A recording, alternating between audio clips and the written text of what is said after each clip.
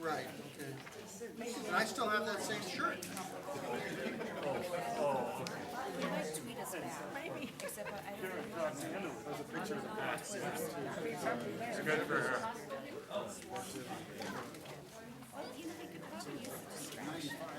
These kids are all married boys now.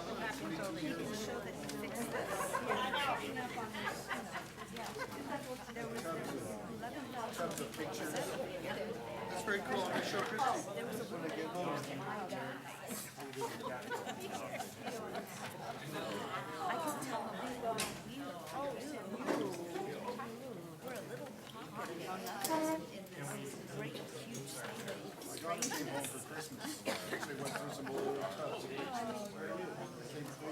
I miss seeing you.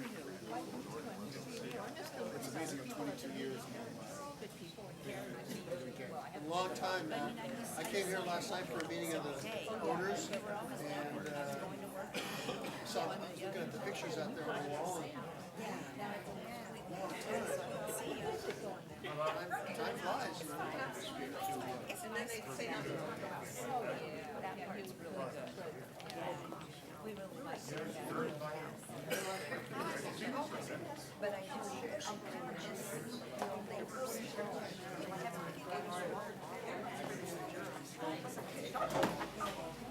Go straight.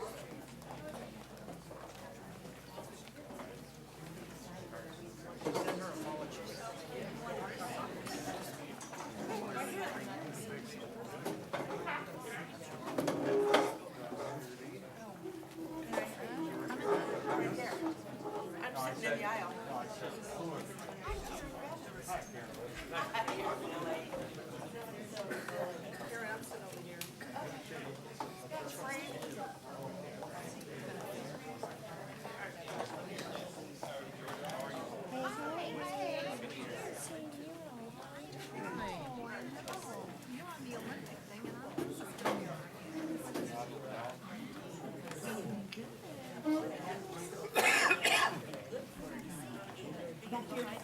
Did Fran make it? Yeah. Oh, good.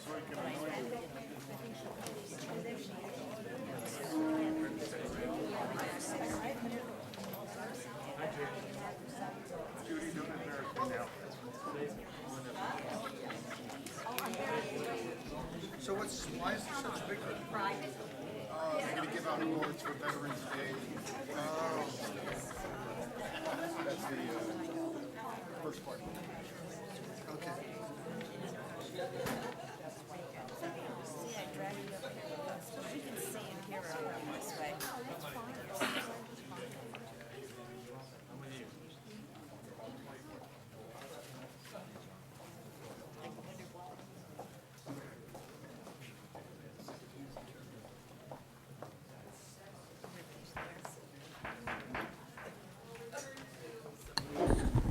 We'll return to open session from closed session. Anything to report from closed session? No, ma'am. Okay, thank you. We'll call the session to order, and we have an invocation. John Giardinelli, please rise. Thank you, Madam Mayor. Bow your heads with me, if you please. Dear Heavenly Father, we are just so grateful to live in such a wonderful community with all the blessings that you've bestowed on us. Lord, we just ask that you be with the mayor and the members of the council and staff as they do the people's business, Lord, that you give them wisdom and a calm that surpasses all understanding. We ask all these things in Jesus' name. Amen. Thank you, John. Stay where you are. You can lead us in the flag salute. I would be honored. Say after me, please. I pledge allegiance to the flag of the United States of America and to the republic for which it stands, one nation, under God, indivisible, with liberty and justice for all.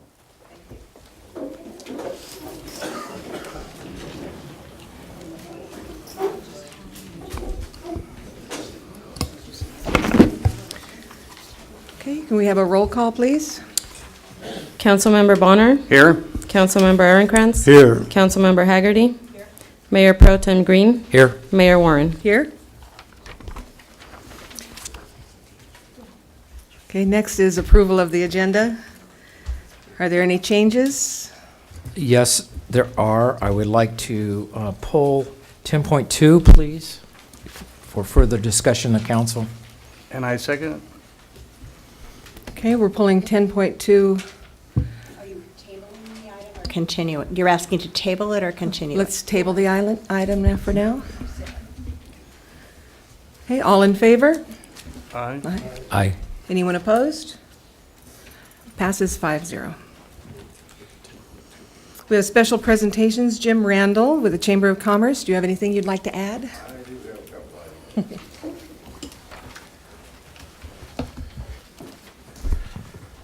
Thank you, Madam Mayor, Council. Our awards dinner will be held February 24th at the Holiday Bay Room at the Lodge. On the back table, there is nomination forms for any volunteer, citizen, business, organization, or youth that made a difference in our community in 2017. They're due by February 1st. We've gotten some in, but more the merrier. Love to have them. They can be dropped off at Pack Wrap and Post or the chamber office. And the tickets are the same as last year. We didn't go up any. And there's something that's coming up, and I don't have an exact date on it, but it's in the month of May. Because we're the middle, Menifee and Elster are going to have a mixer in our town with their people. And one of the things that was discussed was we're all in it together. You know, and between one of the gentlemen said, well, between 150,000 people, there might be 5,000 people that know to pull into the town center once in a while. So, you know, it's a great help for us. And at this time, I know Randy keeps bugging me. I keep showing up to council meetings. I only got one more to go, Randy. But right now, I'd like to introduce our president-elect, Matt Swenson with Exit Blue Water Realty. And Randy, you can harass him after the February meeting. Does he know about the roundtable? Have you explained it to him? I haven't explained that to him yet. Okay. It's baby steps. I don't want to scare him off. Thank you. Next, 5.2, we have a presentation for Randy Bonner. Randy, will you join me at the front?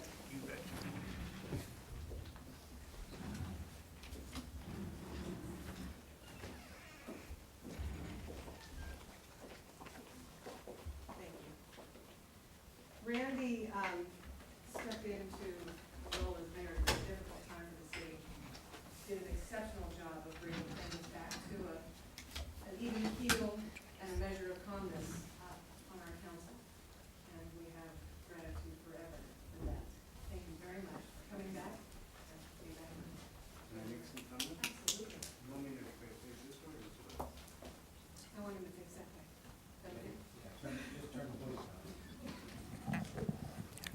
Okay, I came today prepared for an hour and a half State of the City speech, but I've reduced it to 5 minutes.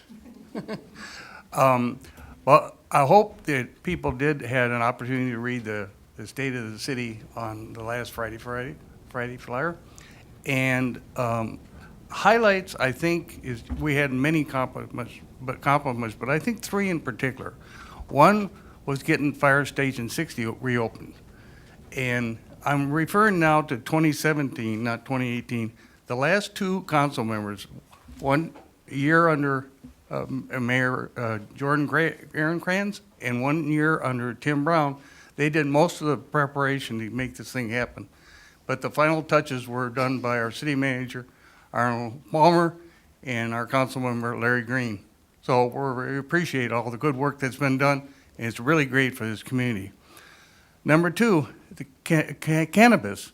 We had to make some decisions by the end of the year. We thought that having to drag the citizens through another couple of months didn't make any sense. So we made that decision in October, and things settled down on that, and the citizens, I think, have been satisfied on that part. And then finally, and maybe most important, is we've continued to be in the black financially, where the reserves are going up. There was 2 places where now Mayor Warden accomplished helping the Animal Friends of the Valley and the DMDL Leswa. We're not equal partners with the rest of them. We're behind, and we're caught up with them. So not only are we black, we're paying the bills. So that's a real accomplishment, and I'm very thankful for what we did. So said that, I just want to say, going into 2018, I think under the leadership of Vicki Warren and Larry Green, with support with Dawn and Jordan and me, and with incredible city staff, I think it's going to be a really, really good year. And thank you for everything.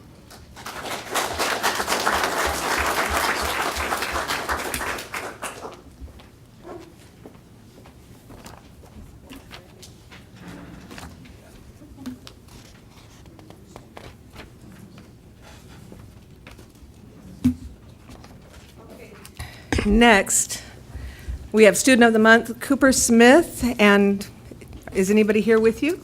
Oh, it's just you? That's fabulous. Come on up.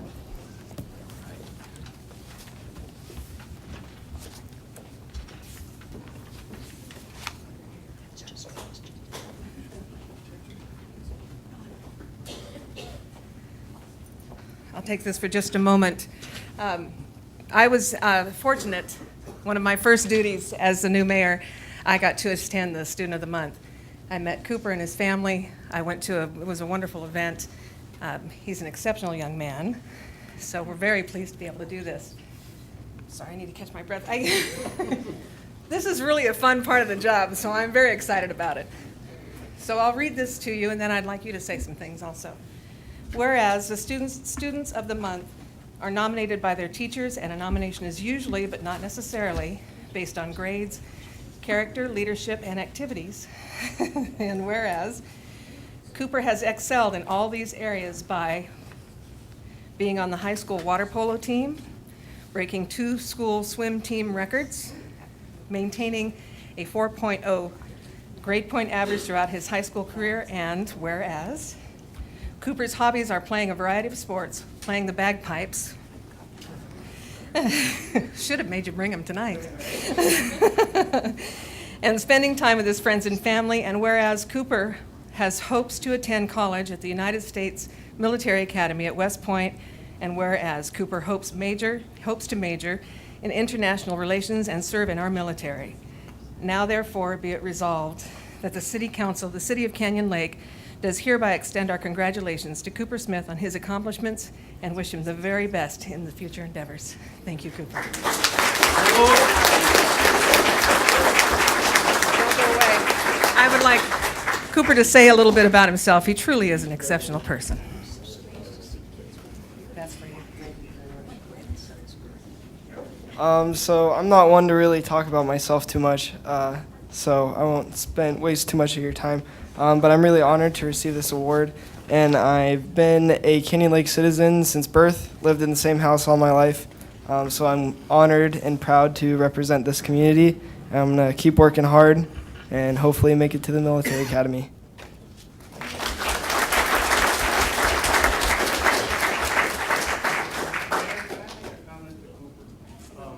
Cooper, the last 3 years I was on the committee for Ken Gilbert, introducing the candidates that wanted to go to the academy services, okay?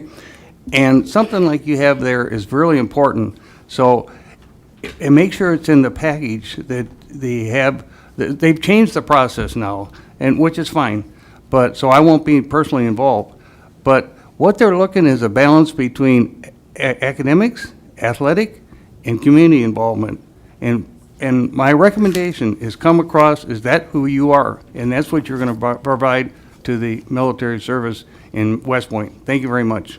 It's funny you bring that up, actually, because I just had my interview with Calvert's board this past week. Oh, you already had it? So, Oh. but hopefully I got the job done, I think. Okay, good. Congratulations.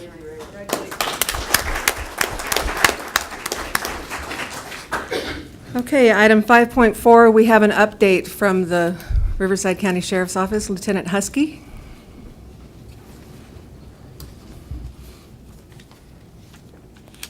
Thank you, Mayor, members of the council, and members of the community. I want to start with giving us some public safety report statistics that we have for the last month of November, which is the latest ones we have. In the month of November 2017, the Canyon Lake Police Department responded to 294 calls for service. Of those calls, 10 were Part 1 crimes, and those were 1 burglary, 5 larceny thefts, which is anything of value over $950, and 4 motor vehicle thefts. The Part 1 crimes all went down with the exception of vehicle thefts, which were 2 higher than the month before in October. And we discussed that at the last public safety meeting. There was an incident with an arrest of a car thief, and coincidentally, after his arrest, there were no further car thefts. There were 3 property reports taken, 3 vandalism reports, and there was 1 DUI arrest taken and 3 traffic collision reports. Now, I've been asked to give an update on a couple of high-profile incidents that have occurred over the last, it was November, and then one just a week ago, Wednesday. In November, on November 2nd, 2017, there was a major traffic collision on Railroad Canyon at the gate, and there were at least 4 cars involved, and 1 person did lose their life. At the time, the press release indicated that the person involved was suspected to be under the influence of drugs and/or alcohol. I just wanted to give you an update on that. The driver of the car which caused the collision, his name is Brandon Ritter. He's a resident of Quail Valley. He's looks like 38 years old. He was ultimately arrested. He was initially taken to the hospital due to the injuries he suffered in the collision and kept at the detention care unit. So he was booked in absentia. What that means is he wasn't actually physically at the jail when he was booked because of his injuries. The charges that Mr. Ritter faced was DUI, gross vehicular manslaughter, murder, and driving under the influence of alcohol, drugs, and causing injury. At that time, the court decided that a $1 million bail was sufficient for Mr. Ritter, and he did post bond. So his next court date is actually tomorrow, and that'll only be an arraignment, so we won't get much out of that. He just shows up, pleads guilty or not guilty, and as is usually the case, it'll be not guilty. So if anyone has any more questions that I can answer, I'll be more than happy to discuss that. Okay. So the second incident, a week ago today, on January 3rd at about 11 in the morning, a female resident in the 28,900 block of Yosemite Place called 911 to report that her neighbor, a David Harry, had just thrown a lit roadway flare through her window. She was successful in throwing it back out of the house, and with the assistance of some neighbors, she was able to put that flare out. Mr. Harry decided he would flee the scene in his white Dodge Ram. The information was passed on to dispatch, who notified our Canyon Lake deputy, and Deputy Art DeSantiago did locate Mr. Harry fleeing the scene. He attempted to stop him, and Mr. Harry failed to pull over, and a pursuit was initiated. He went out the north gate onto Highway 74 westbound, and at about that time, the Lake Elsinore Station deputies joined in the pursuit, as did the sheriff's helicopter Star 9. The pursuit continued onto the 15 freeway northbound, where deputies then asked for the assistance of the CHP, and the reason for that is that the freeway jurisdiction belongs to CHP, their familiarity with the freeway, and their radio capabilities if and when the pursuit goes outside the county lines. So they took over the pursuit just south of the 15 as it went northbound, just south of the 91 as it went northbound on the 15. As Mr. Harry drove his Dodge Ram onto the westbound 91, CHP deployed spikes on the overpass and were successful in puncturing all 4 tires of the vehicle. And a slow 5-mile-an-hour pursuit continued westbound on the 91 while Mr. Harry drove on all 4 flat tires. That caused quite a bit of backlog and SIG alert on the 91. I don't know if any of you saw those news reports. It was horrible. He eventually exited the freeway at just past Green River. I think it was Gypsum Canyon. There's a Featherly Park. He drove onto the bike lane there and eventually stopped the car. He failed to surrender. He exited his vehicle. There was consideration that he may be armed because he had been arrested earlier in April, and I'll get to that in a minute. And at that time, many weapons were taken, so they were being very cautious. They attempted to detain him with a canine, and Mr. Harry fired a fire extinguisher at the dog, diverting the dog away. So they tried to tase him. That was ineffective, and they redeployed the canine and the taser, and eventually he was taken into custody. He was taken in for an okay to book, and he was booked in jail for arson, attempted murder, and for a felon out on bail. Now, let's back up to April of last year, 2017. On April 8th, Mr. Harry had a similar incident where he rigged his vehicle, a Jeep Cherokee, to drive down an embankment on the side of his house into a neighbor's home and lit the car on fire. So he was arrested at that time. At the initial onset of that arrest, let me describe the scene. It's a semicircle. Imagine a cul-de-sac with 3 houses on it. There's 2 driveways leading up to these 3 houses. Mr. Harry's house would be on the far left. The intended victim was on the far right with a house in the middle. When he let his Jeep go, it actually veered and hit the house in the center, which was unoccupied at the time. So when he was arrested, it was arson on an unoccupied dwelling, and we sought to increase the charges to attempted murder because we knew the intended victim was a home that was occupied. He was booked on $50,000 bail for just the arson of an unoccupied dwelling. He did come out on bail. We immediately arrested him within a week, charged him with the attempted murder. We obtained a statement from an independent witness who did verify that the intended home was occupied. So at that time, he was booked. We requested a no bail warrant for him to remain in jail. The judge granted us that. Over the next 2 months, there were many court hearings, and Mr. Harry was evaluated by 2 separate doctors at the request of the court. And the doctor's reports eventually convinced the court that a $1 million bail was in order for Mr. Harry, and he did actually bond out on that. So he gets out, and the incident happens here in November, and I can assure you that at this point, they're not going to be reducing his bail, so he should be in court or in jail until his court hearing. Does anyone have any questions on that? I do. I checked the record, and he was supposed to be arraigned yesterday on the first charge. On the 9th? Arraignment. I looked for an update. I don't have, I didn't look at it yesterday, so I don't know if that's changed. Okay. So my question is, at that point, he was still in custody. Will he remain in custody? At what point? I'm sorry. Yesterday, I mean, all I could check Oh, no, was to yes, find out when. there's no bail. Okay. He does not have the opportunity to get out of jail this Okay. time. All right. Regardless of the amount. Okay. Is there a way that we can be apprised of his release if these things fall through? Absolutely. Okay. If it does happen, I mean, that's going to be very rare. I'll be Right. honest with you. The fact that it was reduced to $1 million initially Mm-hmm. surprises me. I don't know what those doctors' reports said that would Right. convince the court that, other than he was fit to stand trial. How that equates to we should let him bail out, I don't know. But at this point, I think any judge would be foolish to allow him out again. Okay. All right? All right. All right. Thank you. That's all I have. Okay. Next, item 5.5, we have an update from Neil Winter, who I do not see here.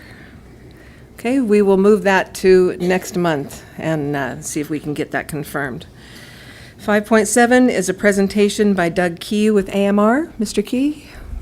5.6. 5.6, looks what I did, sorry. Oh, Let's switch it, though, let's go ahead. Okay, You're up all here, right. let's do that. all right. Good evening. Doug Key with AMR. I'm the Regional Director for AMR. I was asked to do some presentations and discussions about the emergency medical system, and in particular, patient's choice when ambulances are called and how destinations are decided.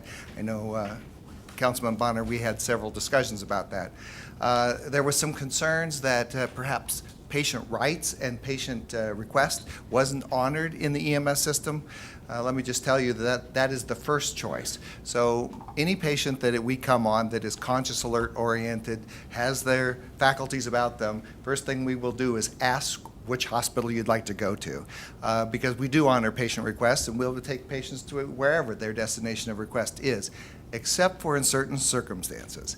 If they have a special need, for example, if they are in a trauma situation, motor vehicle accident, shooting, stabbing, something of that nature, and they meet trauma criteria, then we are directed to a trauma center. And the nearest trauma centers here would be Inland, and then the next is County, and finally RCH. So they would be going there unless the patient absolutely refuses, and then they'd have to go out as against medical advice. The next is if they have a specialty care area like a stroke, or they're having a myocardial infarction, a heart attack. Those go to STEMI centers or stroke centers, and those are designated. Most of the hospitals in this area are going to be STEMI or stroke centers. Loma Linda, Inland, Rancho, they're all stroke and STEMI centers, so you'll be able to still, and Temecula Valley, you'll still be able to go to your hospitals in this particular area. You won't have to go out of the area. But those are the only conditions that would supersede. Now, the only other issue that would come about is if the patient's condition is absolutely unstable, can't get an airway, they're in cardiac arrest, then they go to the closest hospital regardless of wherever they'd like to go. So I want to assure everyone in the community that yes, you can go to your hospital of choice. It becomes more and more important as we get into this confusing healthcare delivery system we call health insurance, where there's networks, and people need to stay in network and go to a network receiving hospital, because if they don't, they wind up having to pay a higher price for that, right? Typically you have an 80-20 plan or something like that, where if you go out of network, it'd be a 50-50. And we don't want people to incur untoward expenses. It's impossible for the paramedics on the ambulances to know what's in your network. So I ask everyone here, make certain you understand your insurance policies, you know what's in network or what's out of network, so that you can tell those people exactly which hospitals you're going to go to. Because if you ask them, they're going to just tell you, here's the hospitals that are close to us, which would you like to go to? There's been a lot of discussion in the news and media about balanced billing and surprise billing, where you'll go to a hospital thinking it's in-network. That ED doctor is not an in-network doctor, and you'll get a surprise bill. We don't want that to happen on the ambulance side. Now, I will tell you, if you ever do get a big bill from the ambulance and you believe that it is an emergency, you should always appeal those to your insurance carrier if they try to suggest that it's an out-of-network provider, because you have no choice in 911. So that should always be an in-network emergency response. Now, unfortunately, they may deny it. You'll have to appeal it, but usually you can win those appeals. If you're on Medicare or Medi-Cal, you don't have anything to worry about there. There is no in-network or out-of-network. Let's see. I mostly just want to answer any questions you have about the EMS system. We've been supporters of Canyon Lake for quite some time, especially when you were having some difficulties with fire response. You call us, we're always going to come. One thing I will leave you with, hand sanitizers. We are in the flu season, so everybody should be washing your hands and wash them frequently. So there's hand sanitizer for everyone, so we can make certain we don't spread the flu. We are having a big flu epidemic this year. It is probably, well, for us, for Riverside County, it's the worst on record. So there's lots of people with the flu. It's important, if you haven't gotten your flu shot, get your flu shot. I know there's lots of misinformation out there, and people are saying, well, it's only 10% effective. Why should I get it? Getting it may not prevent you from getting the flu, but if you have the flu, it may make the symptoms less. So it's important that you still get it. You can still get it. It's good. It takes about 2 weeks from the time you get it till you have some immunization, but the sooner you get it, the better. And I would strongly recommend everyone get the flu shot. If you do get the flu, if you're healthy and younger person, please don't go to the emergency department. It's the flu. Stay home, take fluids, take Tylenol, but don't go to the emergency departments. They are overflowed. If you are of the extreme of age, the very young or the very old, That's a serious condition. The flu is nothing to mess around with and can be a problem. People have underlying conditions like heart disease, diabetes, those kinds of things. Then you should be concerned as well about the flu. So if you start to have respiratory issues, chest pain, any of that, call 911. That's what we're there for. All right? Any questions I can answer for any Any of you? questions from the council? Larry? Yes, I have questions. Because I sit on the Public Safety Committee, we get response times from both fire and law enforcement. Is it possible that you could share, I know you have a benchmark time that the county sets on you for a certain percentage of your calls to be within that parameter, Right. based on your contract. Based on our community, we run about 72 medical aids a month, roughly. And we're just trying to get a breakdown between BLS and ALS calls. I'm sure you guys integrate those based on your billing. And then what is happening with mobile integrated healthcare? Have you guys moved into that genre yet, or is it discussion? I know several counties around us and are moving in that direction. Have you guys talked about that? Yeah, okay, let's take them one at a time. In terms of BLS versus ALS, this system is an all-advanced life support system, so you're always going to get an ALS ambulance, always, to your responses. I understand that, but are you billing ALS on every call? No. It is based on the guidelines from CMS. Typically, Medicare is Right. the one that sets those national guidelines. We have to do an ALS assessment with the paramedics, but then we have to do ALS interventions, or else it's billed out BLS. And so those are automatically done. So, Okay. in terms of our response time, 9:59 here in Canyon Lake, and we will be 9:59, 90% or greater. And actually, 9 out of 12 months, we need to be 91%. And we're meeting those response time requirements. I can get you the actual response numbers if you'd like. Okay. In terms of mobile integrated health, there's lots of terms for it. A lot of people call it community paramedicine.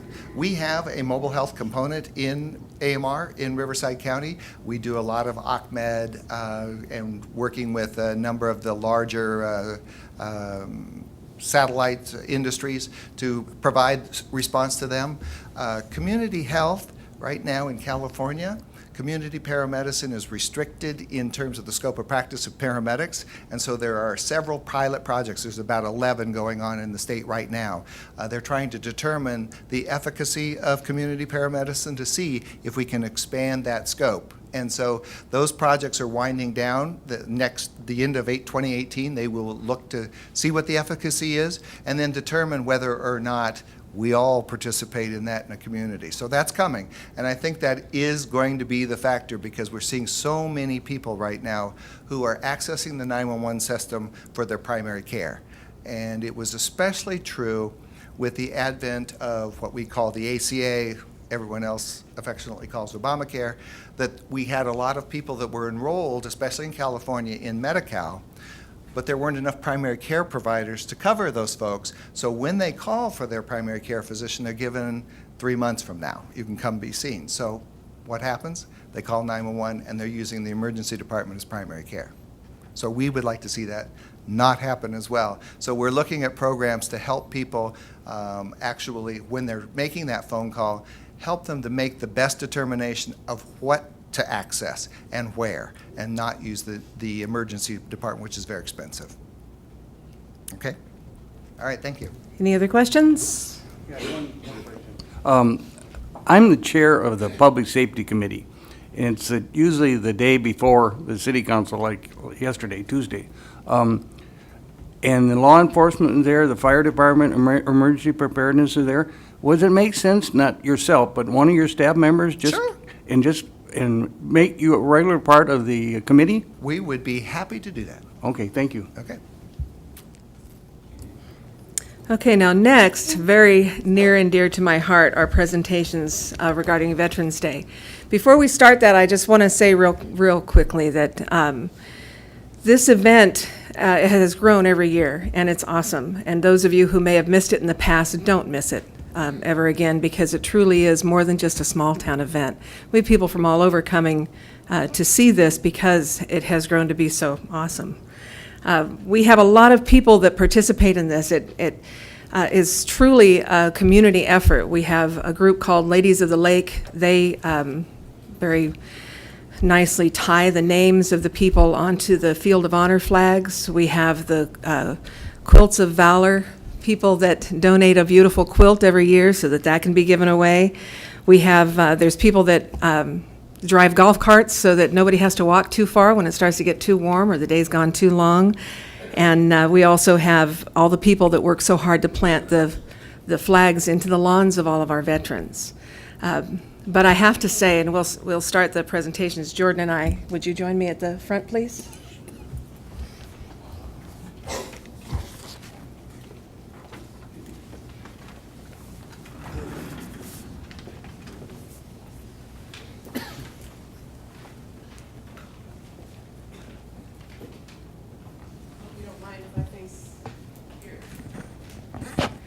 We have many people, like I said, who contribute to this event. Jordan and I co-chair the Veterans Day Committee. We have, in this committee, we have volunteers that come to every meeting. We have a magnificent seven group that come to each and every meeting, and it is those seven that put their heart and soul into everything and make it happen. If we didn't have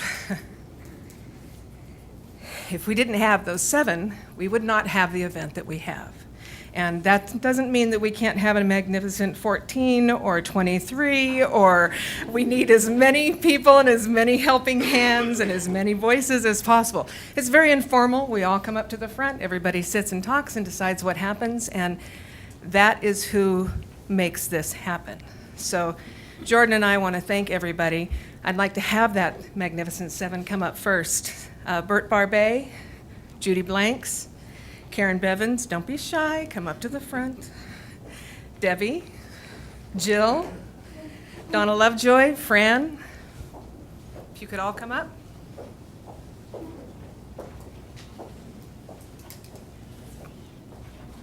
This is the team that makes it happen. And I can't say enough how dedicated they all are, how wonderful it is to have them take this on every year. Karen Bevins.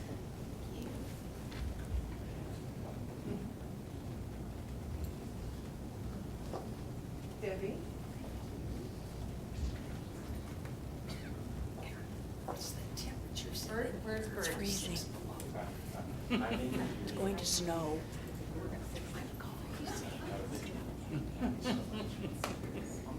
Yeah, I thought it was just me. Fran? I don't have a coat in the car. I go get it. Judy.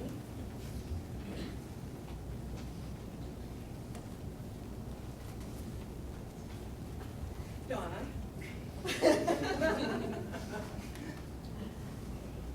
That's yours. And Jill. Thank you. Thank you, all of you. Stay up here, please. We have, Jordan, would you like to say something? Just one thing I'd like to say. You notice that with the present atmosphere around the country, I'm not allowed to hug any of these recipients here today. Sorry, Jordan. Would any of you like to say something before we go on? You're welcome to, please. You're the hard workers of this group. If you have something you'd like to say.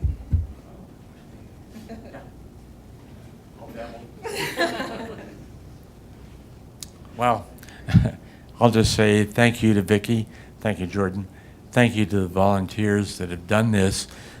I think we're 9 years into this wonderful Veterans Day Committee, and what we do on November 11th every year. It's pretty amazing that what this little town does. It's a big deal. We didn't have it 10 years ago. Nancy Horton, are you here? Nancy is a big instigator of this, and I have to give my big thumbs up to Nancy, and then of course Vicki and all of the the city council that is continued on. It's a big deal, as you know. Thank you. I'd like you to stay because we have presentations for people who have either given services or money or time to make Veterans Day happen. And since they all put their hard work in, I want them to be able to congratulate them too. The Canyon Lake Homeowners Club, LaRue.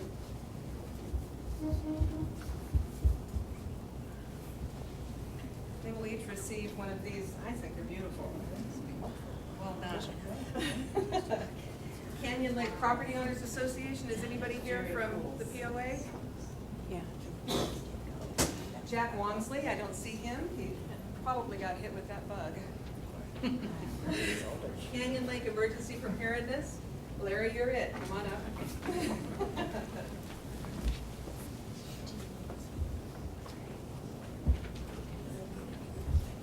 Do we have anybody here from the tennis club? I didn't see, so. The chair volleyball club? No. Yeah, Tom Green is coming up for this. That's me. Thank you, Mayor. Thank you. And Canyon Lake. Thank you. Oh, stay where you are. Canyon Lake Coraliers, Larry Garland.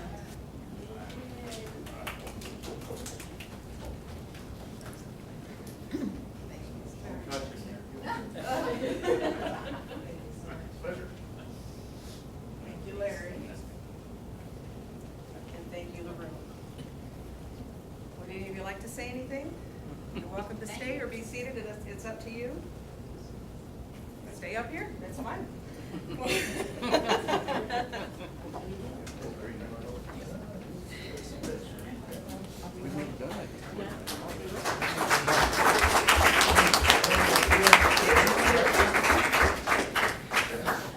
We are not done with these yet. We have several levels that we decided to go through this year, and we have, to begin, clubs who contributed money or resources between $200 and $350. Chamber of Commerce, Jim, would you please come up? Thank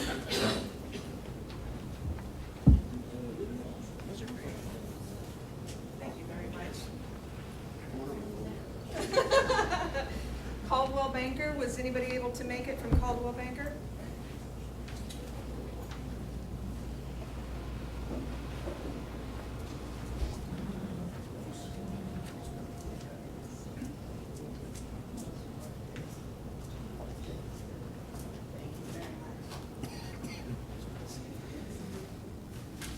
You're welcome to stay up here and speak if you want. I mean, I know that Jim's really shy, so he probably wouldn't stay for long. I'd like to say one thing. Absolutely. Just wanted to say thank you to the committee and to the city for doing this event, because it means a lot to guys like me.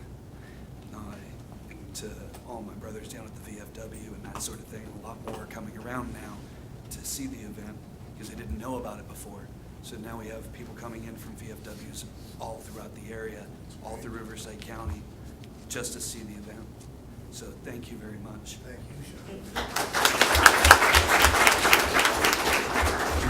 And was somebody able to make it from the Canyon Lake Market?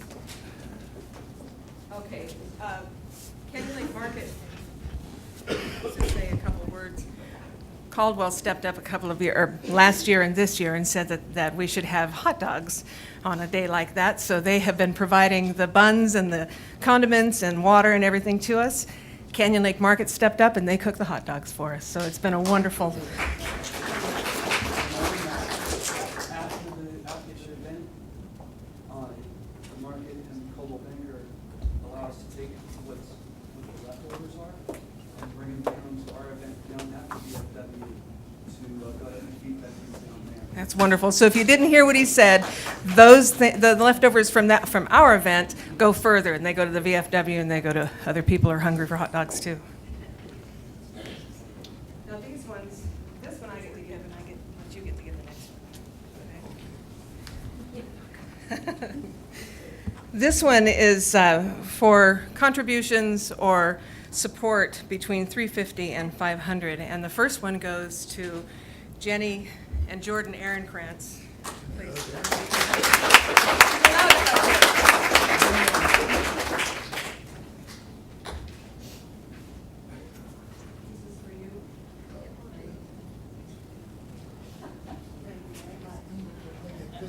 She's okay.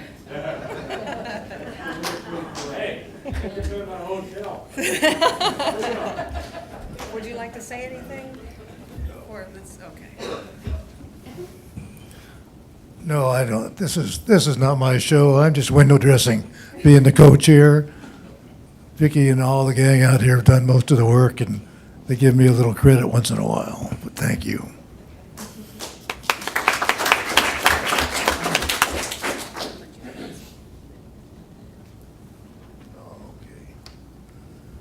Well, it's my pleasure to give this to the Canyon Lake Car Club. Is there anybody here from that happens to be sitting in the front row here? Name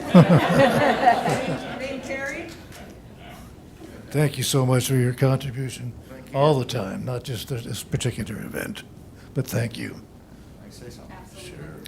I'm proud to accept this on behalf of the Canyon Lake Car Club, and we love our city, and we love our veterans. And this is a world-class event, and we're proud to be a part of it. Thank you.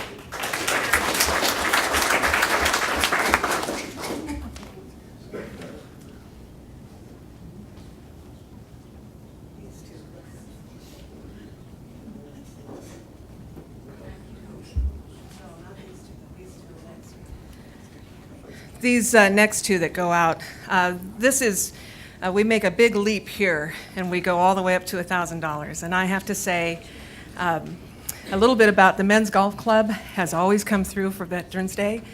They hold a 50-50 raffle at all of their meetings, and the proceeds go right to the Veterans Committee. And so, Travis Montgomery, would you come up, please?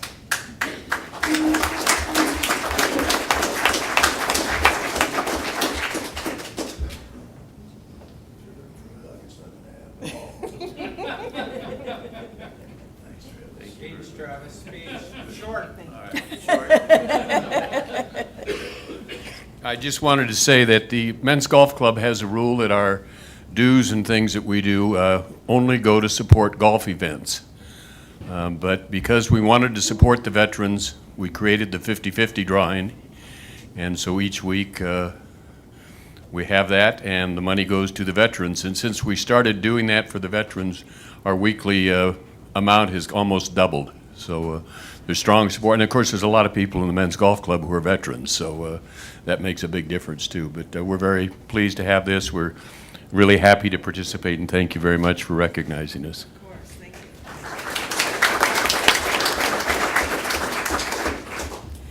The last one for the evening is certainly not least. We have a fabulous flyover every year. The squadron of the Warbirds from San Diego come over. And I have to say, I talked to him on the phone, and he said, you wait till next year. So I don't know what they have planned. We'll take whatever they give us, but they are always so eager. Last year, anybody who was here, they know how many times did they come over long after they were supposed to have been gone. But I would like to bring up David and Barbara Sproul, please. They always support this.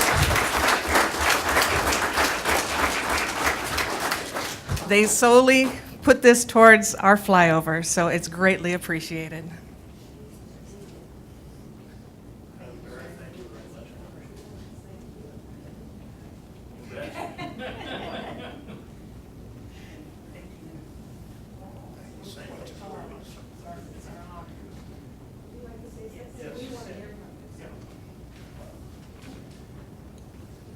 The committee does such a magnificent job every year on this, and there's a lot of work, and those of you that attend know that it takes a tremendous amount of work.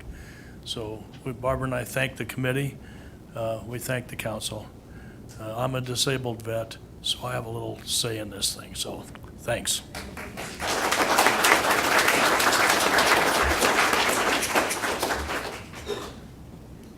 I'd like to have everybody please say thank you again to our sponsors that have put so much into this.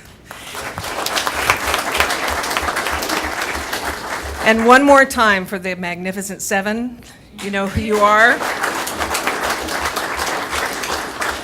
And I just want to also say, I forgot to mention at the beginning, these plaques that were given out, they have a picture that was taken by Donna Ritchie, our very own woman about town here in Canyon Lake. It's a wonderful picture, so that was, she deserves also a round of applause. Yeah, absolutely. Thank you very much.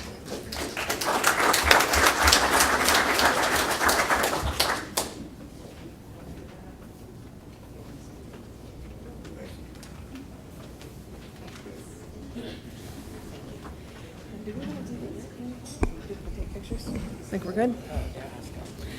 Okay, would anybody like us to take a break for a moment so they can take pictures with the city or pictures with their rewards, or would like to sneak out the back door, whichever it is they're going to do? Go outside and warm up. I don't see a lot of sneaking, actually. All right, we'll take a quick break, 10 minutes.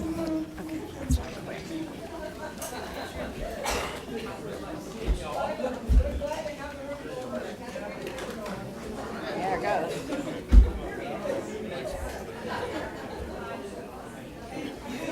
Well, if you have a lot of people, it's a good thing to have a little cooler.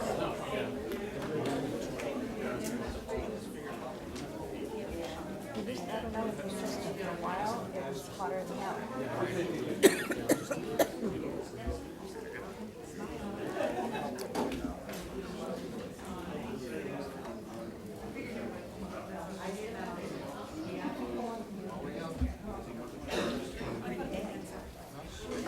Absolutely.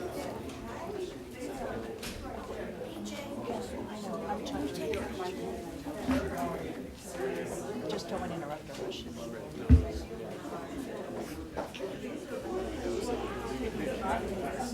That's fine.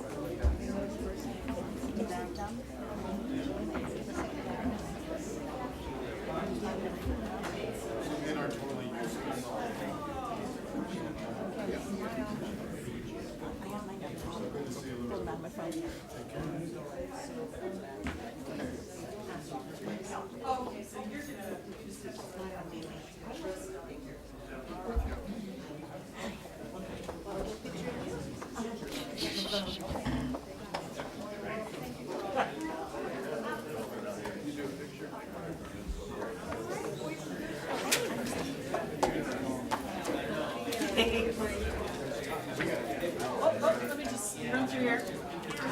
Hey, girl. I just wanted to say hi. I didn't see you back there. I was hiding.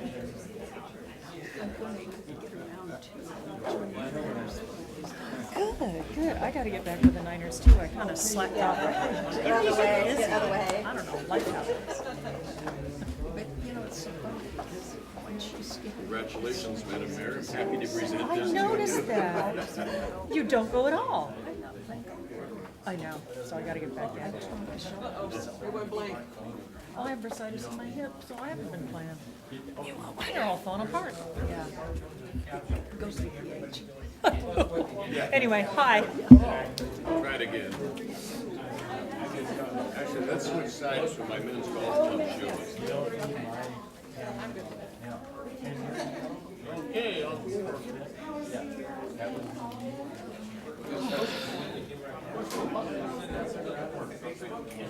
Okay. Okay. Here, I'll do it and send it to you.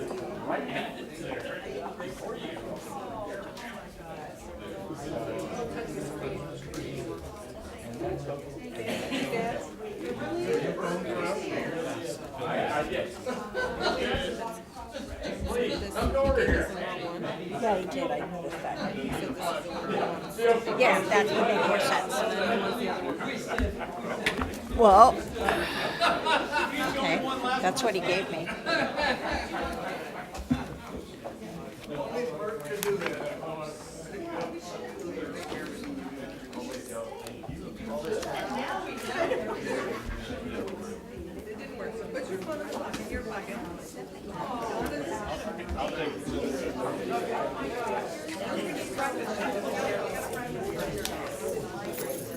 Tired of printing?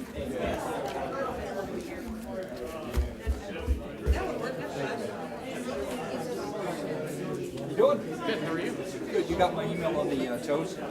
Yes. Good. So yeah. So I guess. Just like I said, I hadn't seen it.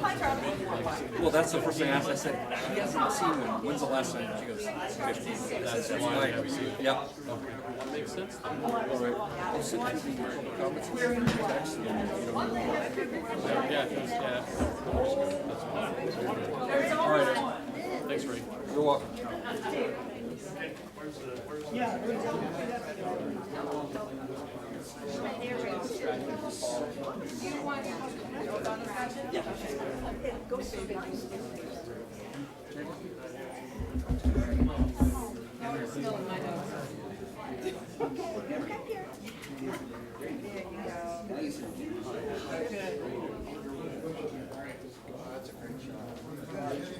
Yes, it turned out good. I know.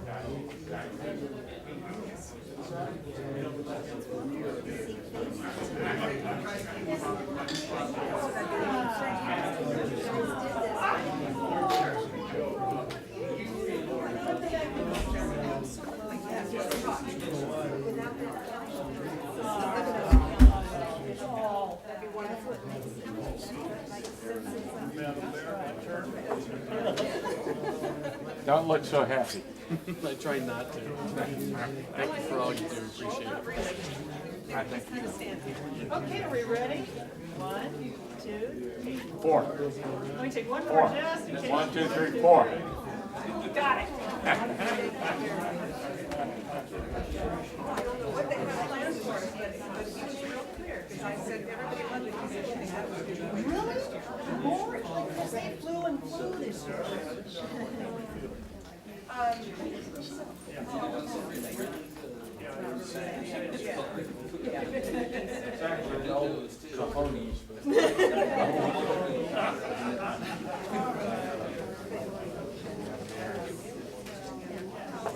So yeah,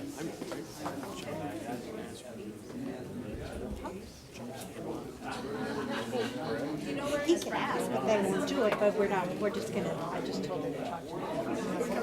So, he didn't have the slip, but, you know, he can talk under public comment too. I can. He changed his hand.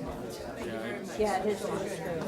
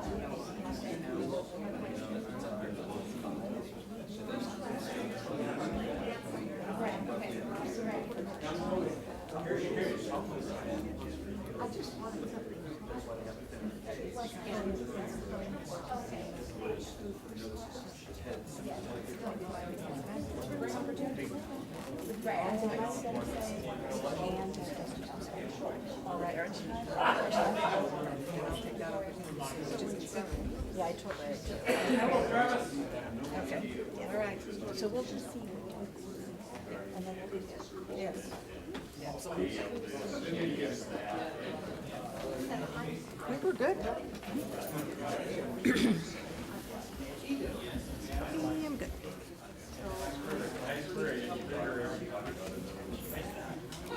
So that was lunch.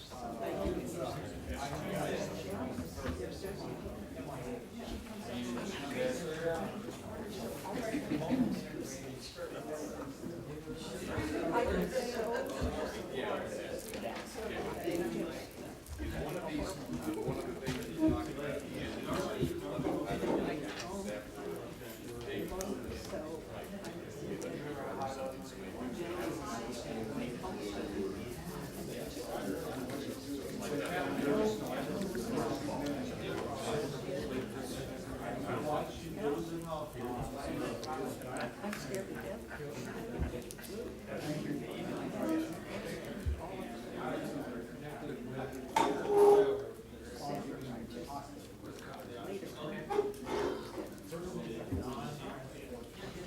You can have one. Take it away.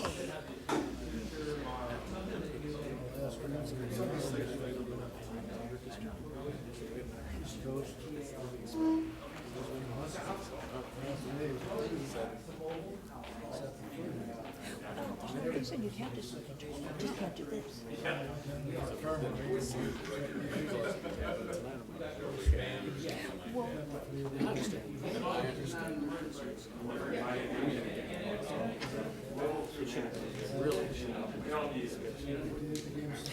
Honestly, I think it's better not to have this. I think it's better to have an agreement there because it gives you, if you have a discussion, you get all kinds of.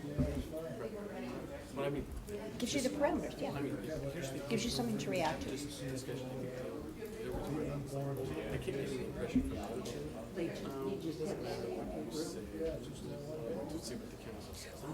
you wanna bring this home, if you wanna bring this to the point where something happens, they draw the line on it, and they get it done before the water runs up. You know, you gotta start.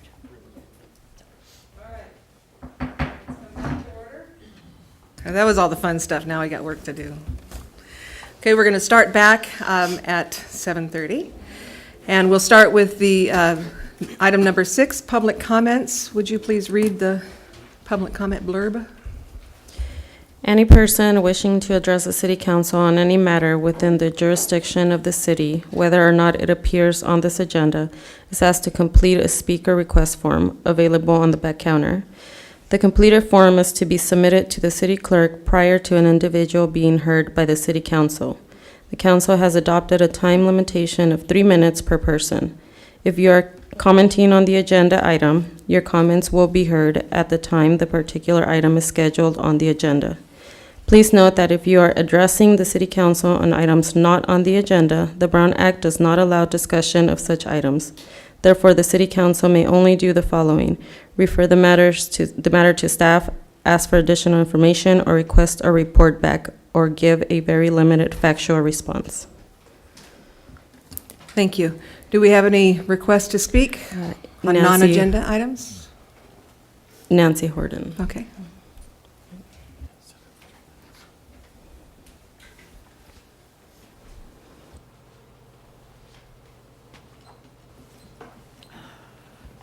Nancy Horton, EVMWD. Last week in the Friday Flyer, Pat Iliano, who writes a weekly column on the lake, said that the lake level was 1375.91. On the EVMWD website, it was 1375.96. It is now 1378.77. Almost 3 feet of water has come into the lake as a result of the rain from 2 days ago. We have a rain gauge, and according to our rain gauge, 2.6 inches of rain fell within a 2-day period.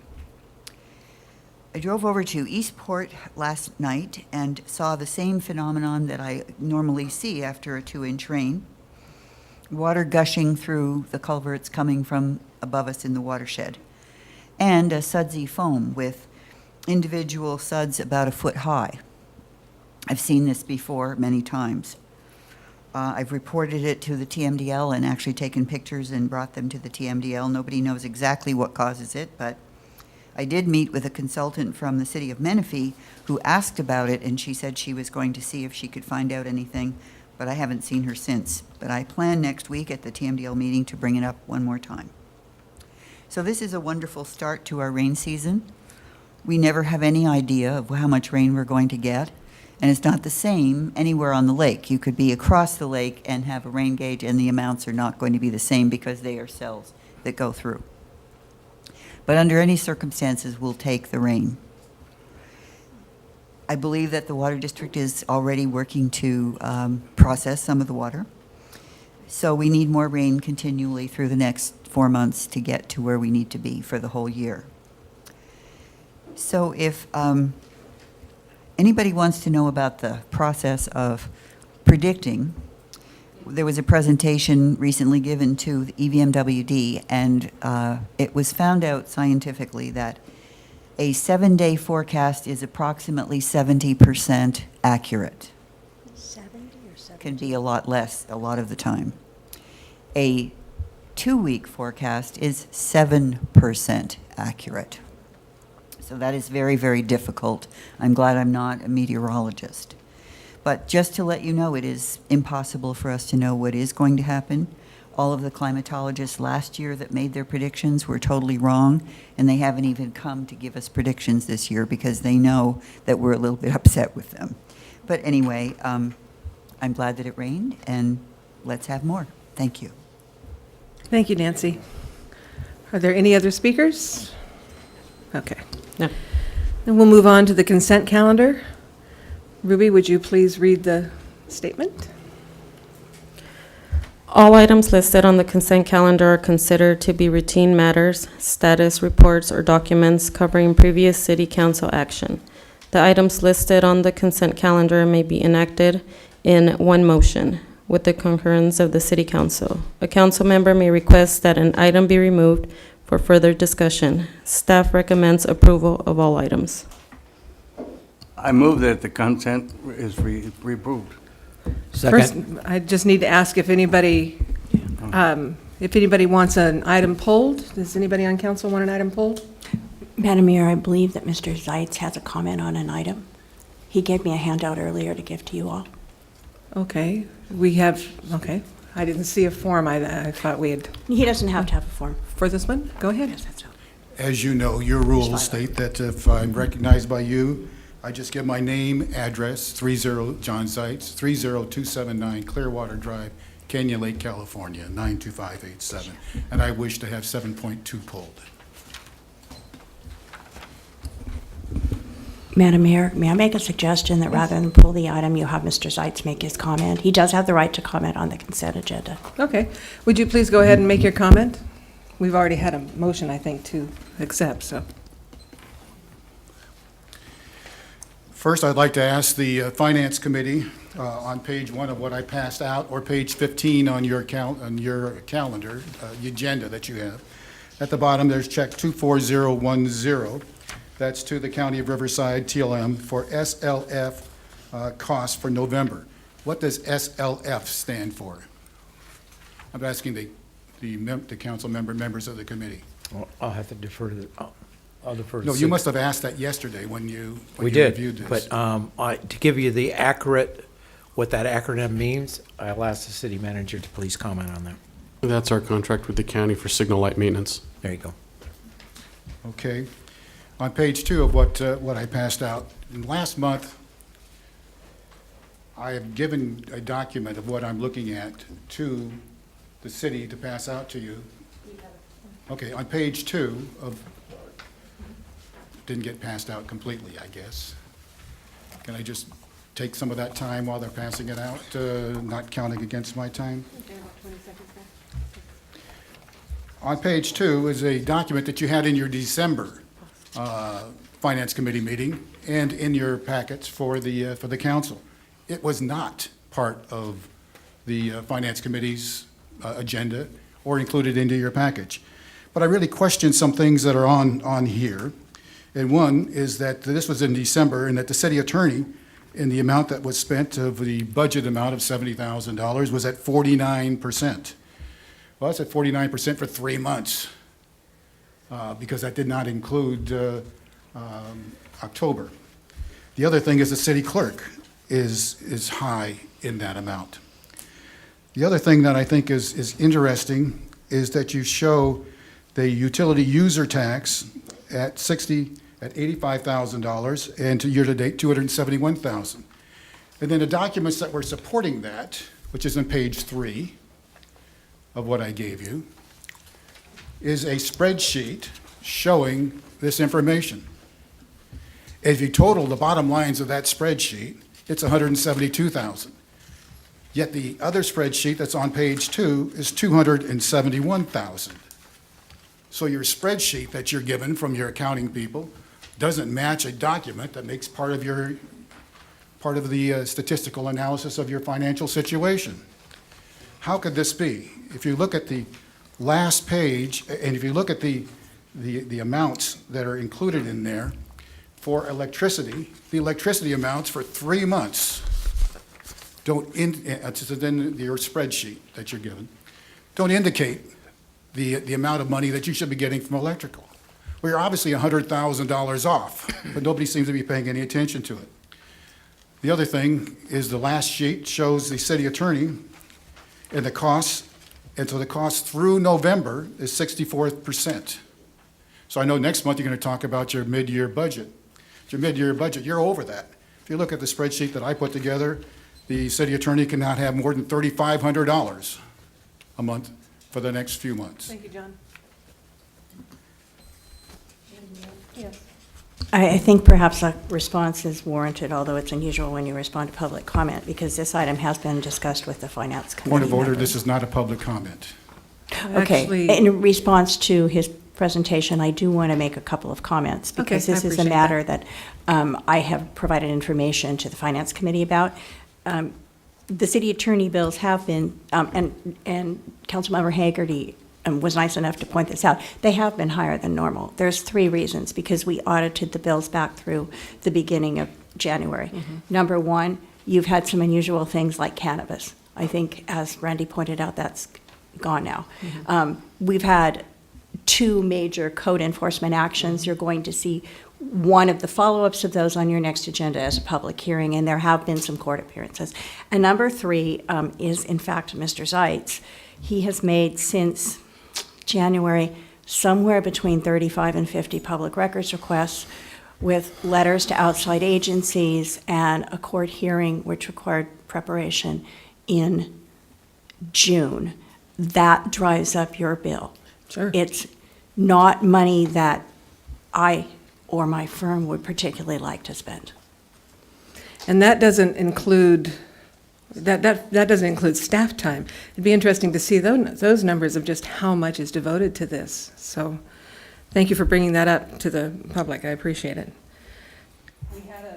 We had a motion. Do we have anybody other commenting? Okay, we had a motion and a second. This takes a roll call, correct? Councilmember Bonner? Yes. Councilmember Aaronkrantz? Yes. Councilmember Haggerty? Mayor Pro Tem Green? Yes. Mayor Warren? Yes.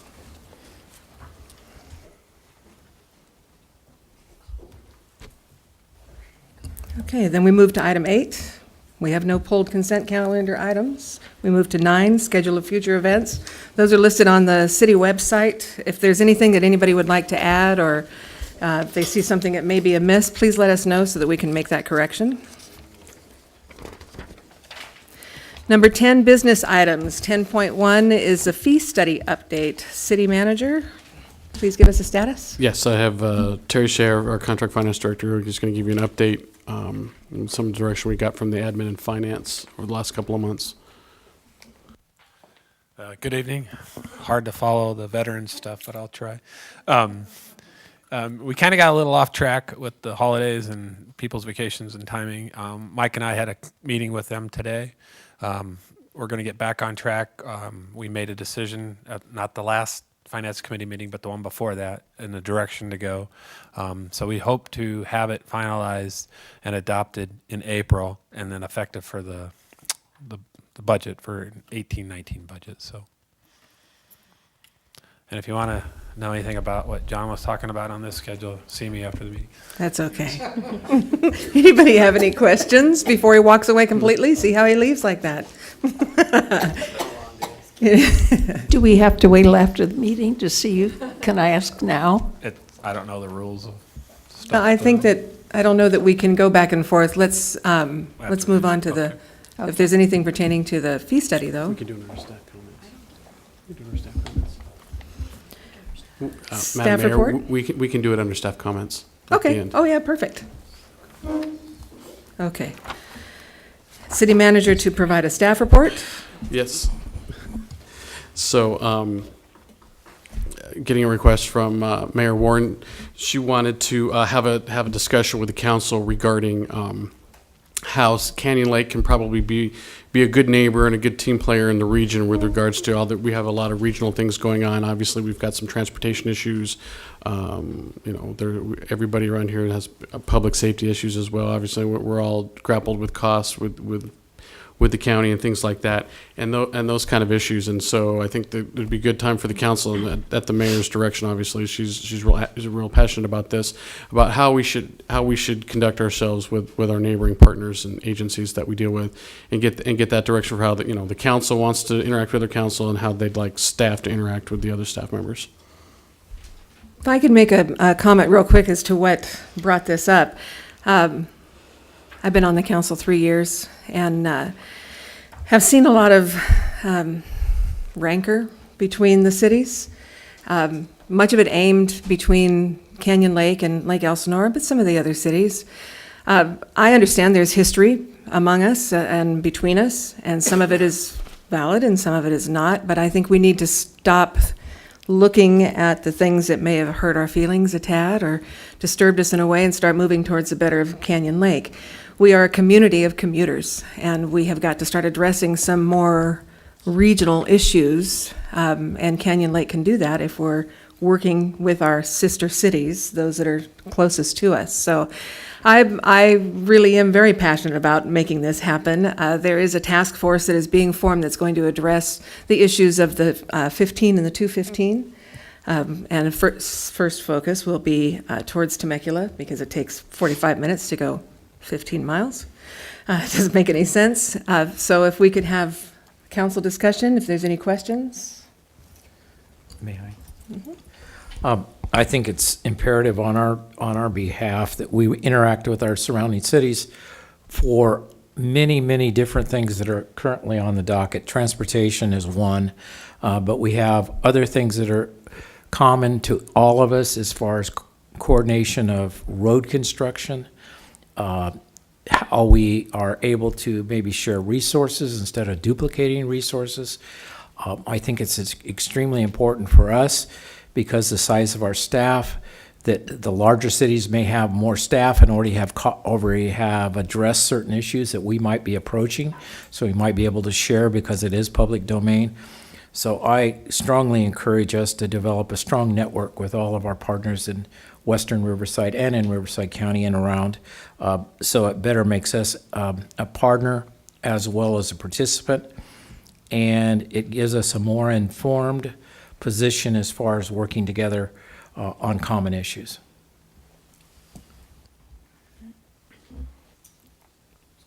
Are there any other comments from the council? Any questions? Very quiet.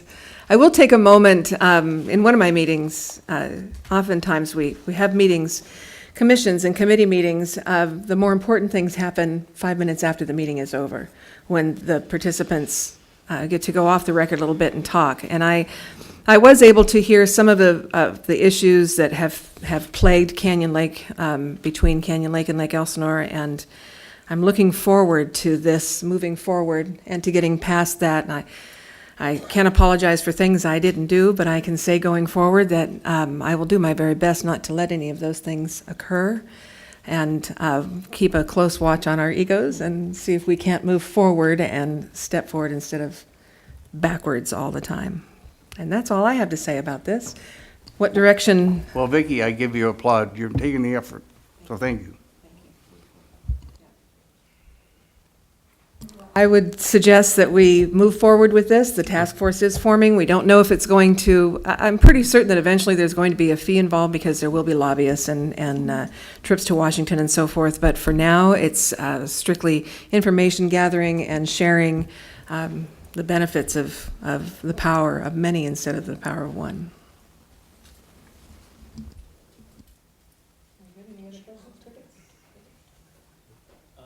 One other comment, excuse me, I really encourage our staff to be also active participants. We at council, and I've been very fortunate through some of my committee work to meet different city officials and staff from other cities. And I think it's integral ingredient for success is that we're all working to pull us into the right direction, and along with helping out our partners. I think, at least from staff's perspective, a lot of us are still fairly new, so we don't have that history to bog us down. So we're going forward. Obviously, the big thing is to keep, we work for Canyon Lake, and that's to keep the best interest, but also we are, as through my 20-year career, I've seen a lot of things, you do a lot of things regionally, so you have to keep those open mind and work with your neighboring partners. I'd like to make a comment.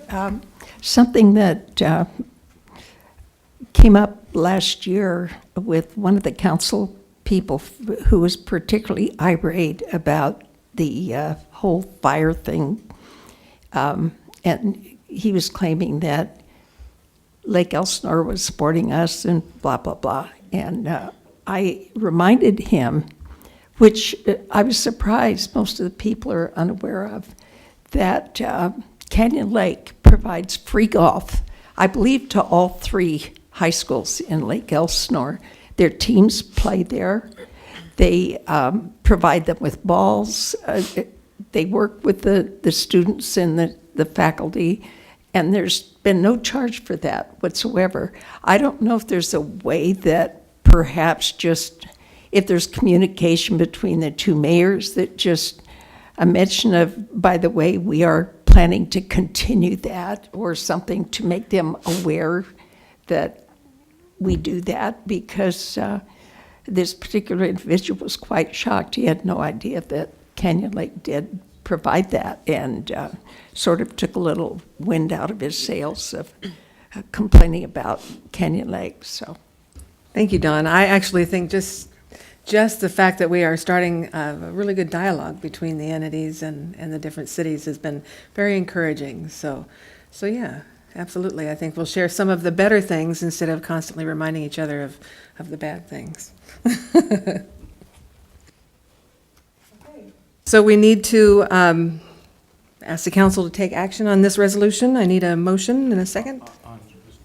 I make the motion. Is that 10.3? No, okay, that's 10.3, so there's, Oh, that was the discussion, and then we. right, yeah, I so see. I think, and from staff's perspective, we have direction on how we should be dealing with our, So now regionally. 10.4? So, yes, so Madam Mayor, we'd be moving now to 10.4. Now we're moving to 10.4. We'll talk See, I about- just kind of melded them all Now together. together, yeah, so Sorry we'll want to about talk about committee assignments and then.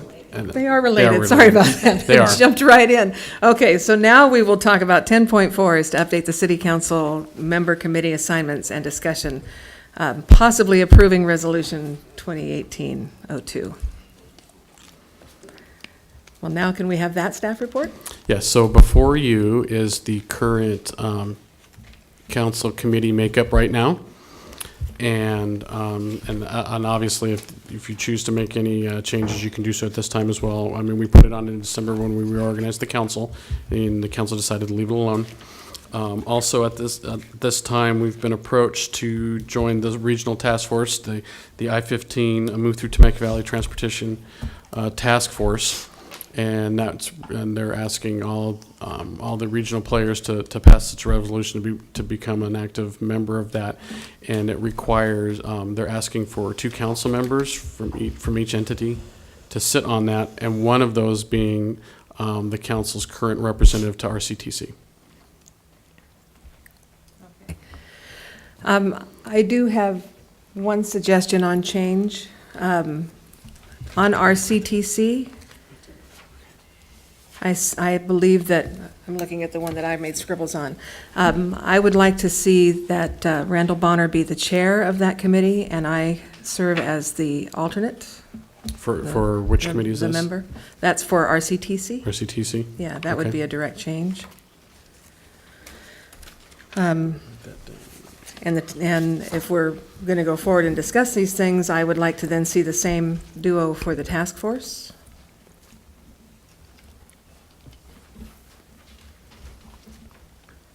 And the other change, I noted that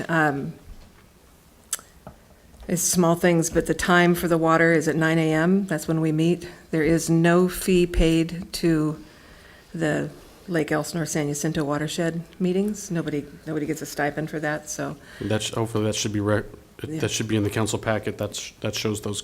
Okay. The 9 o'clock time, and it shows no stipend for Oh, Lejua. okay. It's Okay. in there. Okay. And that's, I think the only other thing is the Murrieta Temecula Group. Councilmember Haggerty has been attending. I think she should be put in as chair, and I would go as the member. If that works for Don, does that work for Don? Yeah, that's the one that you've been going to, that we had talked about, yeah. Okay? Madam Those are the only things I have. I have,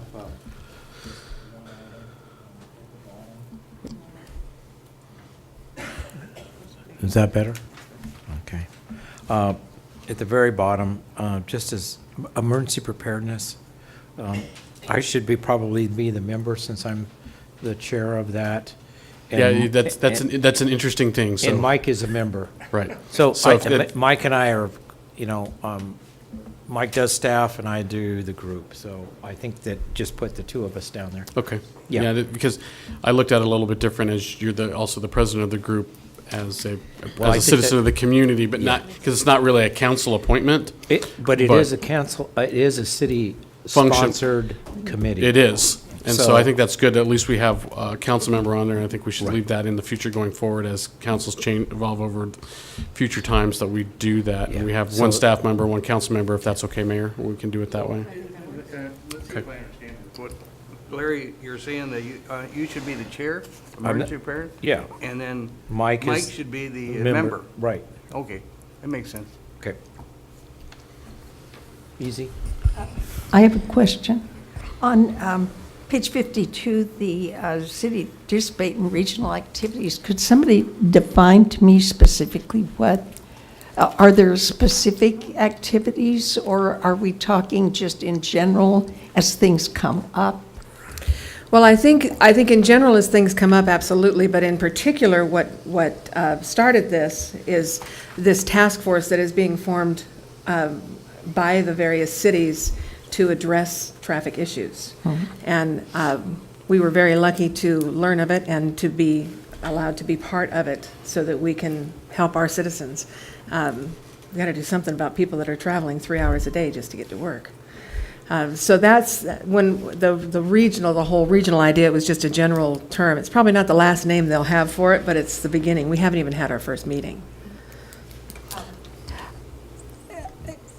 Being on the Riverside Transit Agency, I think input from available public transportation might be an input that you might at some point down the road want to look at, because they've done some very innovative things. They're starting a new route up the 15 and the 74. They're adding buses. They did that speed line that cuts about a half an hour off time. There's a lot of things going on that if you want, I can just give you a report monthly that you can use for feedback if you need anything like that. That'd be great. Okay. That'd be great. Thank you.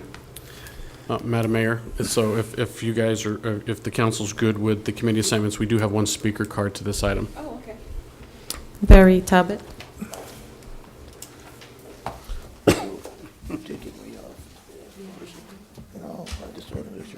Madam Mayor, council members, thank you for letting me speak briefly. Only take a second. This is about your committee assignments, and I sent an email to all the council members, and I just wanted to emphasize that I think it's redundant to have a committee for administration, since it's my belief that since incorporation in 1990 and set until 3 or 4 years ago, we never had an administration committee.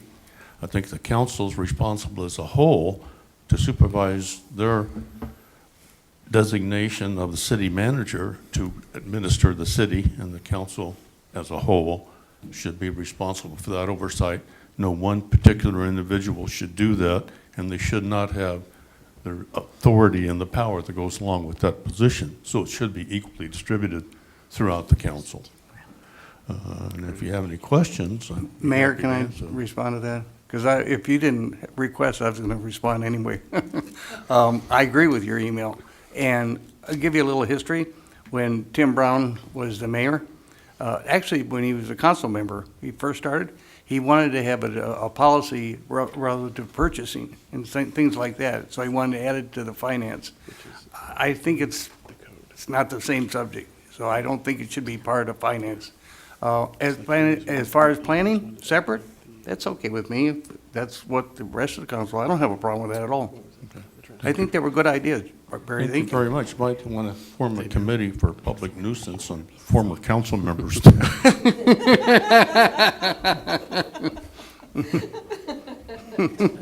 I get a second? So can I recommend that we take administration out of the finance and then separate planning as a separate committee? Is that what you're saying, Barry? Yes. Okay. Eliminate administration. I'm sorry? Eliminate administration that doesn't exist. Well, here's the quandary. Most cities have a planning agency. They meet almost like council does. We haven't had anything that requires a planning meeting to meet. Now, maybe in the future there will be. So I think that logic was they grouped it together with that so that they would have something in place instead of just having a committee that never met. That's what I was told. But But Larry, on the other side, you know, we've been doing the finance committee for a year, and we've never talked any planning.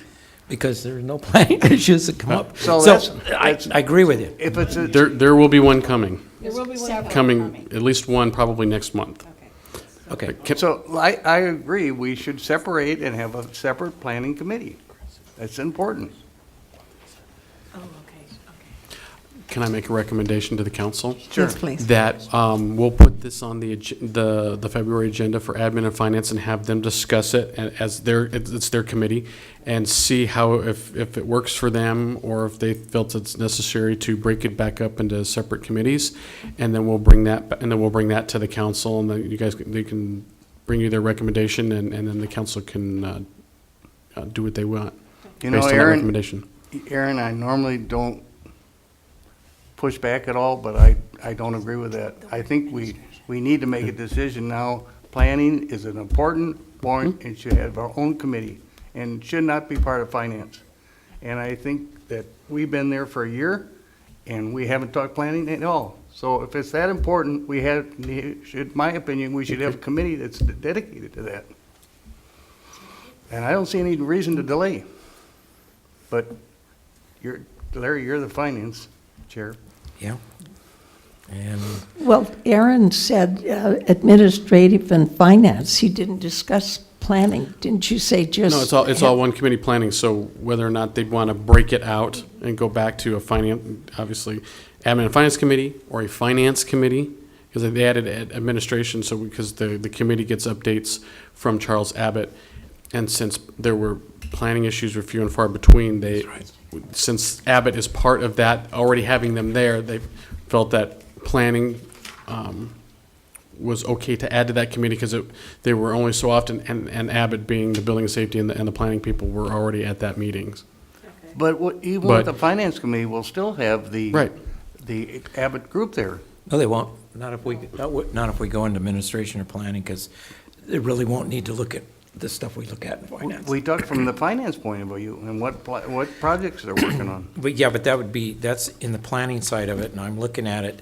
If I just take the finance, it's gonna be the warrants, our financials, our credit reports and all that good stuff. So right now, we are grouping them like Aaron has pointed out, because the first half of the morning is spent with Abbott, so.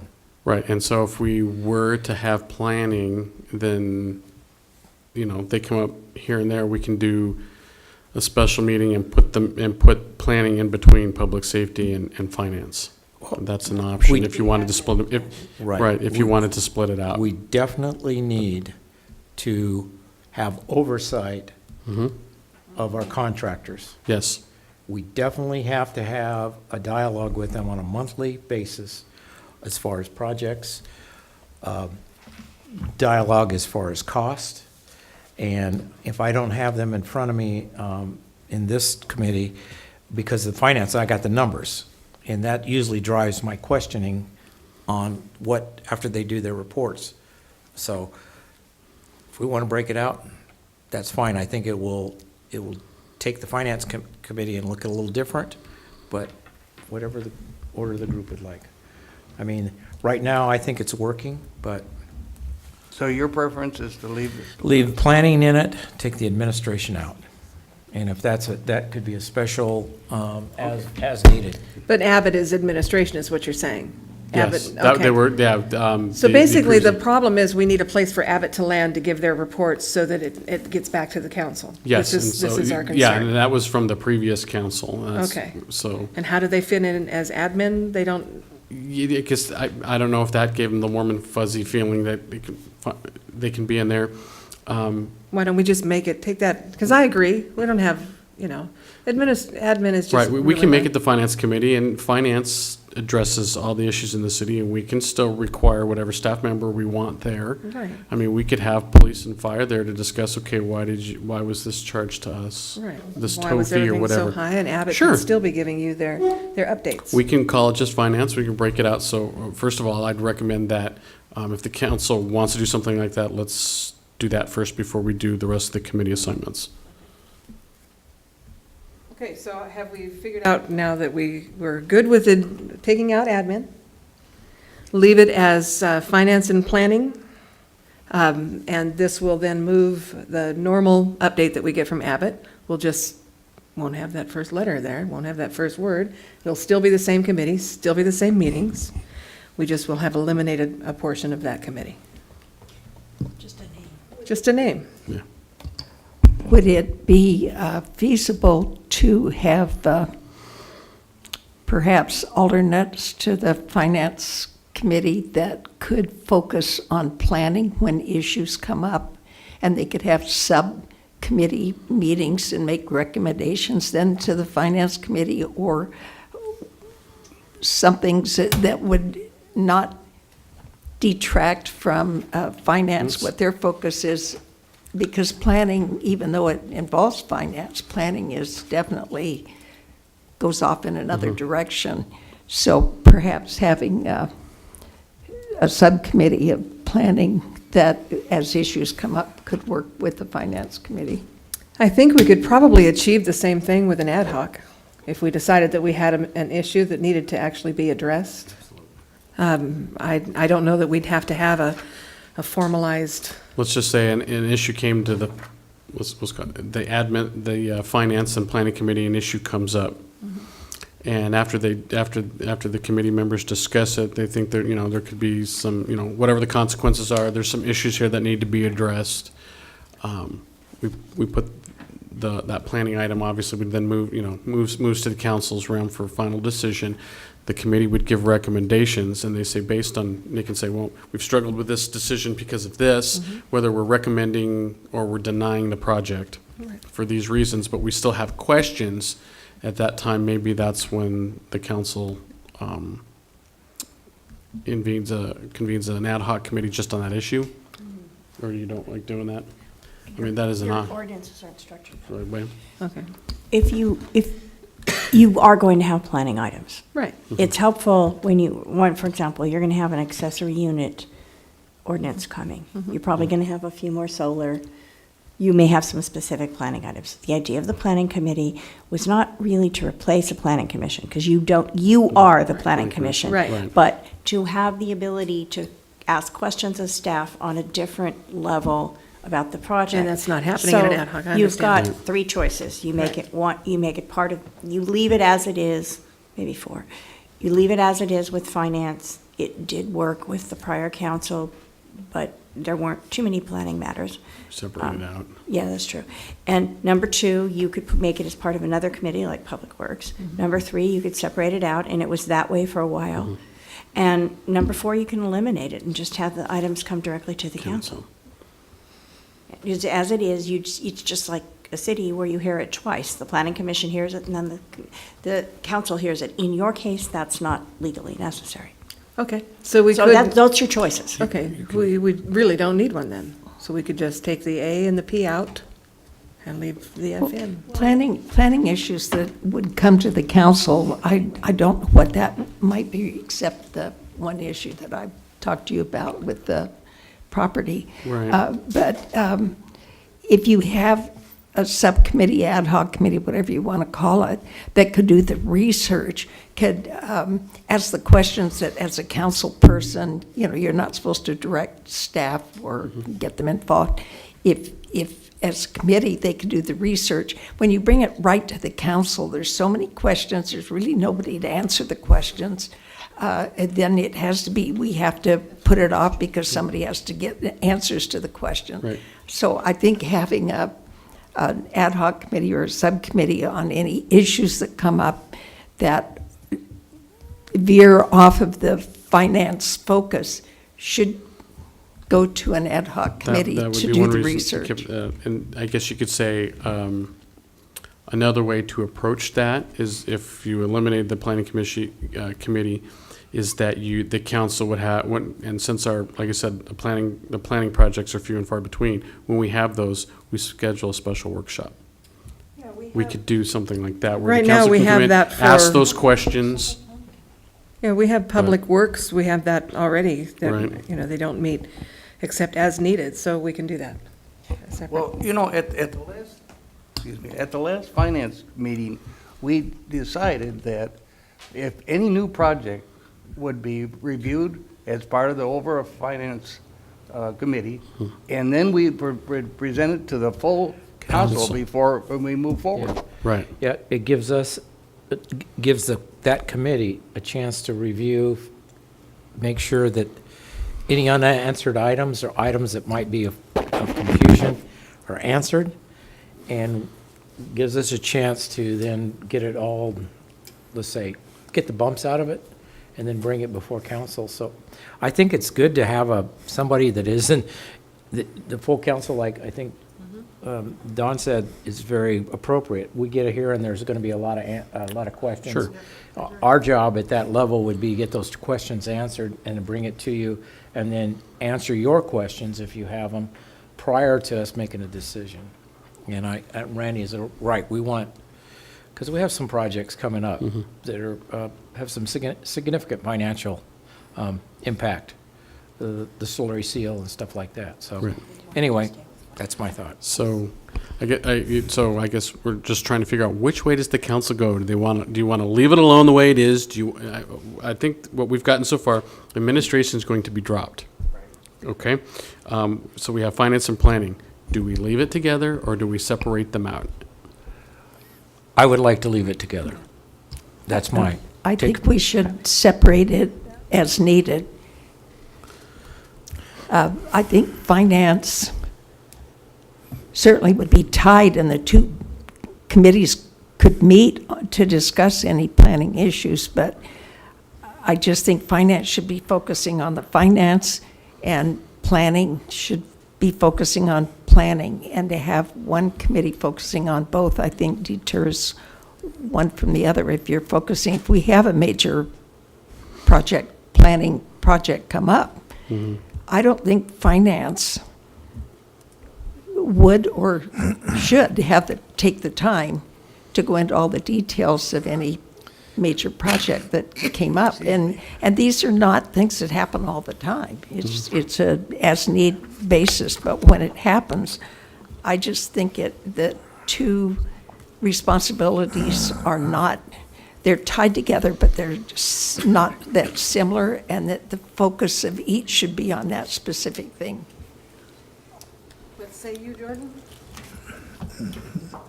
My suggestion is leave it as it is.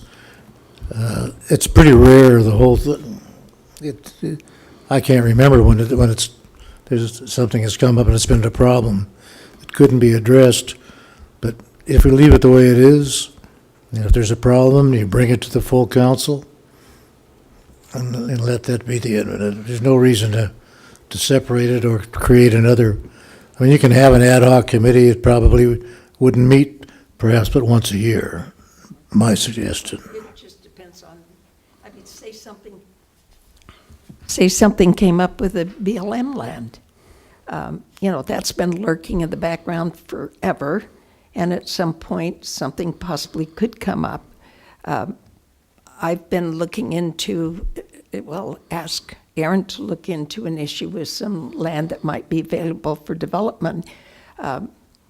You don't know when these things might come up, and when they do, then if you have somebody designated to take it over and get involved, meet with the finance committee with any issues that would tie the two together. I just think it would be better.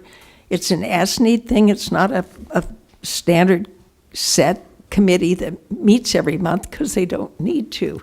And it certainly would be silly to pay to have Abbott come to a committee that's going to sit there and not talk about anything. But if they have a need, I think people should be focused on that specific need.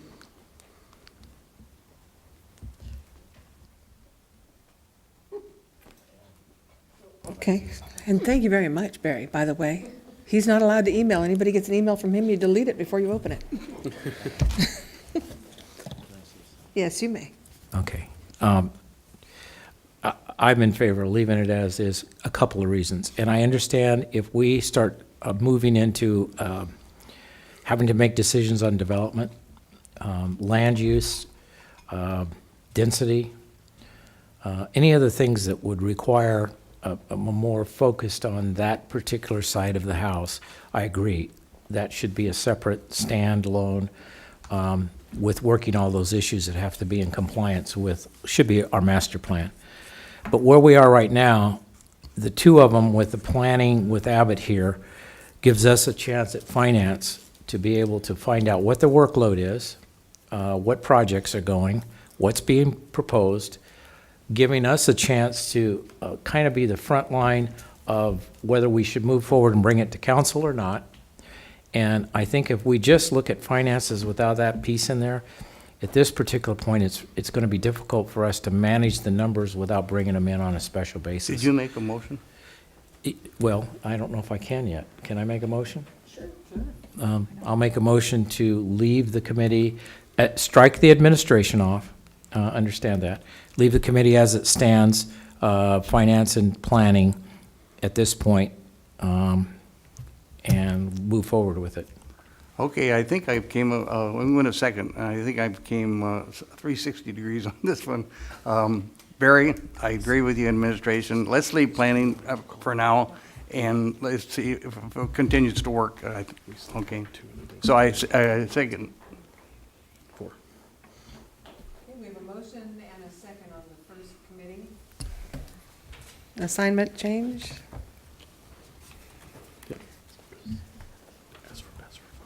Yeah. Can I get a vote, please? All in favor? Aye. All against? No. That's 4 yes, 1 no. Make sure you talk for a few minutes.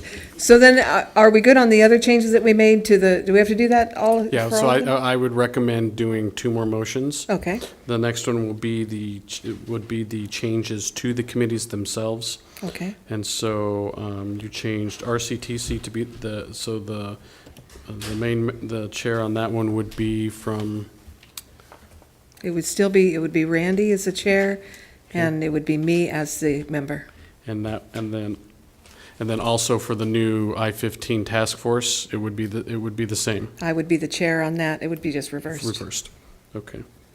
Chair and then Bonner. So if Yeah. somebody wants to make a motion with that language. I'll make the motion on that, those changes.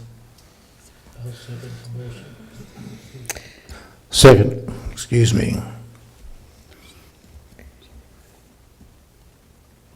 1 second.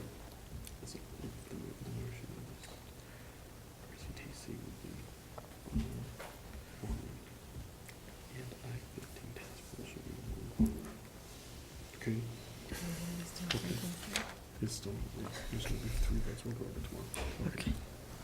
All right, Okay, we got it? We got it sorted? you're good, so, yeah. So all in favor of making those 2 changes? Aye. Aye? Okay, that's, any against? Nope, 5 yes, 0 no. It passes. And then the last one would be the approval of the resolution. Okay. And the resolution is to actually join the task Correct. force? Perfect. Do I we have make a- the motion to join the joint city task force on the I-15 Adopt a resolution 2018-02. 2018-02. Now, this doesn't require any money right now, do You're we right. just, okay. I think the council understands there could be fiduciary responsibilities in the future. Okay. I think And that's we'll what just it's. bring that back when that, Yeah, when as that's that comes decided. back, then you can reevaluate saying, okay, do we really still want to be a member of the task force? And if so, okay, then we'll look at what we can, Okay. what's being asked of us fiscally to see if we can participate as well. Okay. Okay, so all in favor? Aye. Any against? All right, it passes. Boy. I didn't think we would take that. I know who I'm going to be swearing at later. City manager comments? I'm going to turn those over to Terry. All right, so if you go to John's utility schedule, as you can see at the top, it says utility tax summary by service period. So the July, we get in August, the August, we get in September, the September, we get in October, the October, we get in November. So the statement's through October, but we don't get the October payment till November. And the city's basically cash basis till June 30th. John is right, the Edison isn't up there, which is kind of weird because I put it up there myself and I don't know what happened to it. But that's about 45 to 55 grand a month during those 4 months. So each total would be around 90,000 a year. But we have a new schedule we're going to debut at the next quarter. We're going to do it quarterly now. And so that will, but it's not going to tie to the statement that's here, and that's not what this is to support. This is just to let us know if someone has paid us or hasn't paid us for that month. Okay, that's a tracking method. Yes. Okay. Right. Did you have any opportunity to explain that to John? I didn't know what his question was till he left, so, but I'll talk to him, so I'll let him know. It would be nice if maybe he could take the time he's worrying about that to worry about something. Yeah, we have two schedules. We have a second schedule that agrees to the statements, and we have this schedule for tracking to know which month we got and didn't get it, so. Because sometimes people forget to pay us. Elsinore sometimes doesn't pay us, but we'll get Right. them. Yeah. We'll talk about that another time. Also, I think John's spreadsheet here, if we look at planning contract services, it's got 4 months, and they're only in at 18.48. Well, we're doing a percentage basis now, breakdown on budget, and that is probably not an accurate number. So, anyway, we're doing some modifications in this process of reporting, so I think it'll be a little easier for us to all see where we are. Okay, so now you have no additional comments? You yielded the floor? Let's see. No, I'd like to, and I'd like to thank Mike for really helping out with the Veterans Day and getting the awards together. I think Yes. it looks really Yeah. nice. That was a great picture from Donna. Mhm. That really made those. Yep. Yeah, absolutely. Good job. Mike always likes to kind of hide in the background. He never lets me pull him up in front. No, he's. No, I know. We'll fix that, though. Get a shoehorn.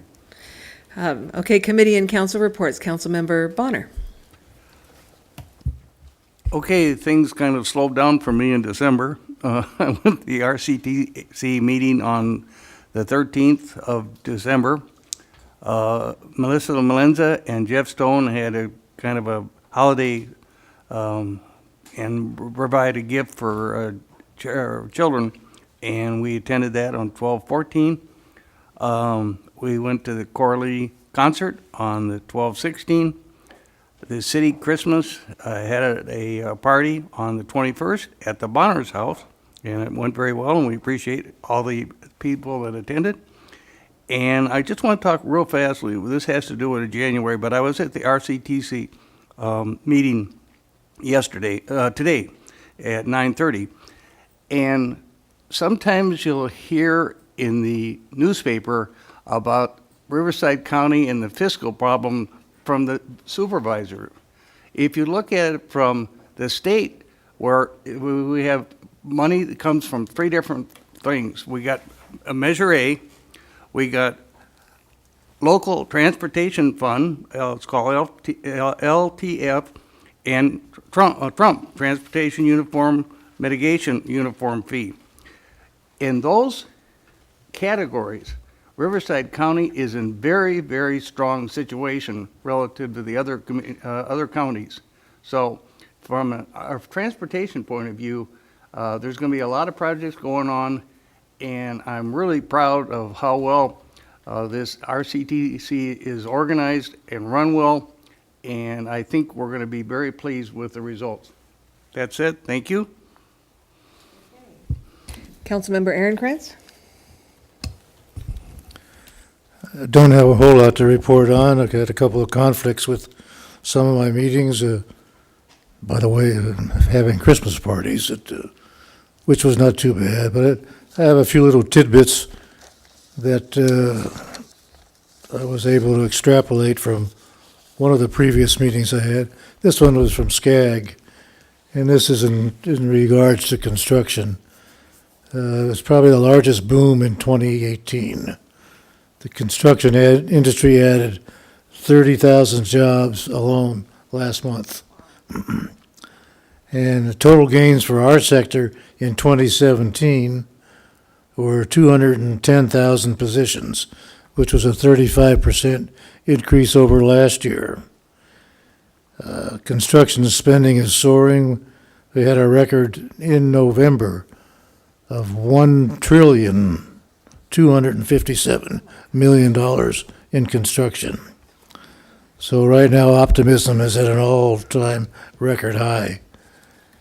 And a couple of other things that Nevada seems to be attracting a lot of people from California now. The population boom continued in 2017. It's now the fourth most moved state last year. But also, just this morning, I got a little information from SCAG that Tijuana is attracting people now, mostly from San Diego, with affordable housing. They're building shopping centers, restaurants, markets, even some hotels. And there's not the fear of what most people would expect to think what happens when they're crossing the border. And you can get like a lifetime or a pass where they have a special lane that you can go through. You're not caught up in the traffic of crossing the border. It's just starting, but the rents are like half of what they pay in San Diego or other areas. Now, I don't know how many job opportunities there are there, but they're starting to a campaign and a program to attract people to come to their fair city.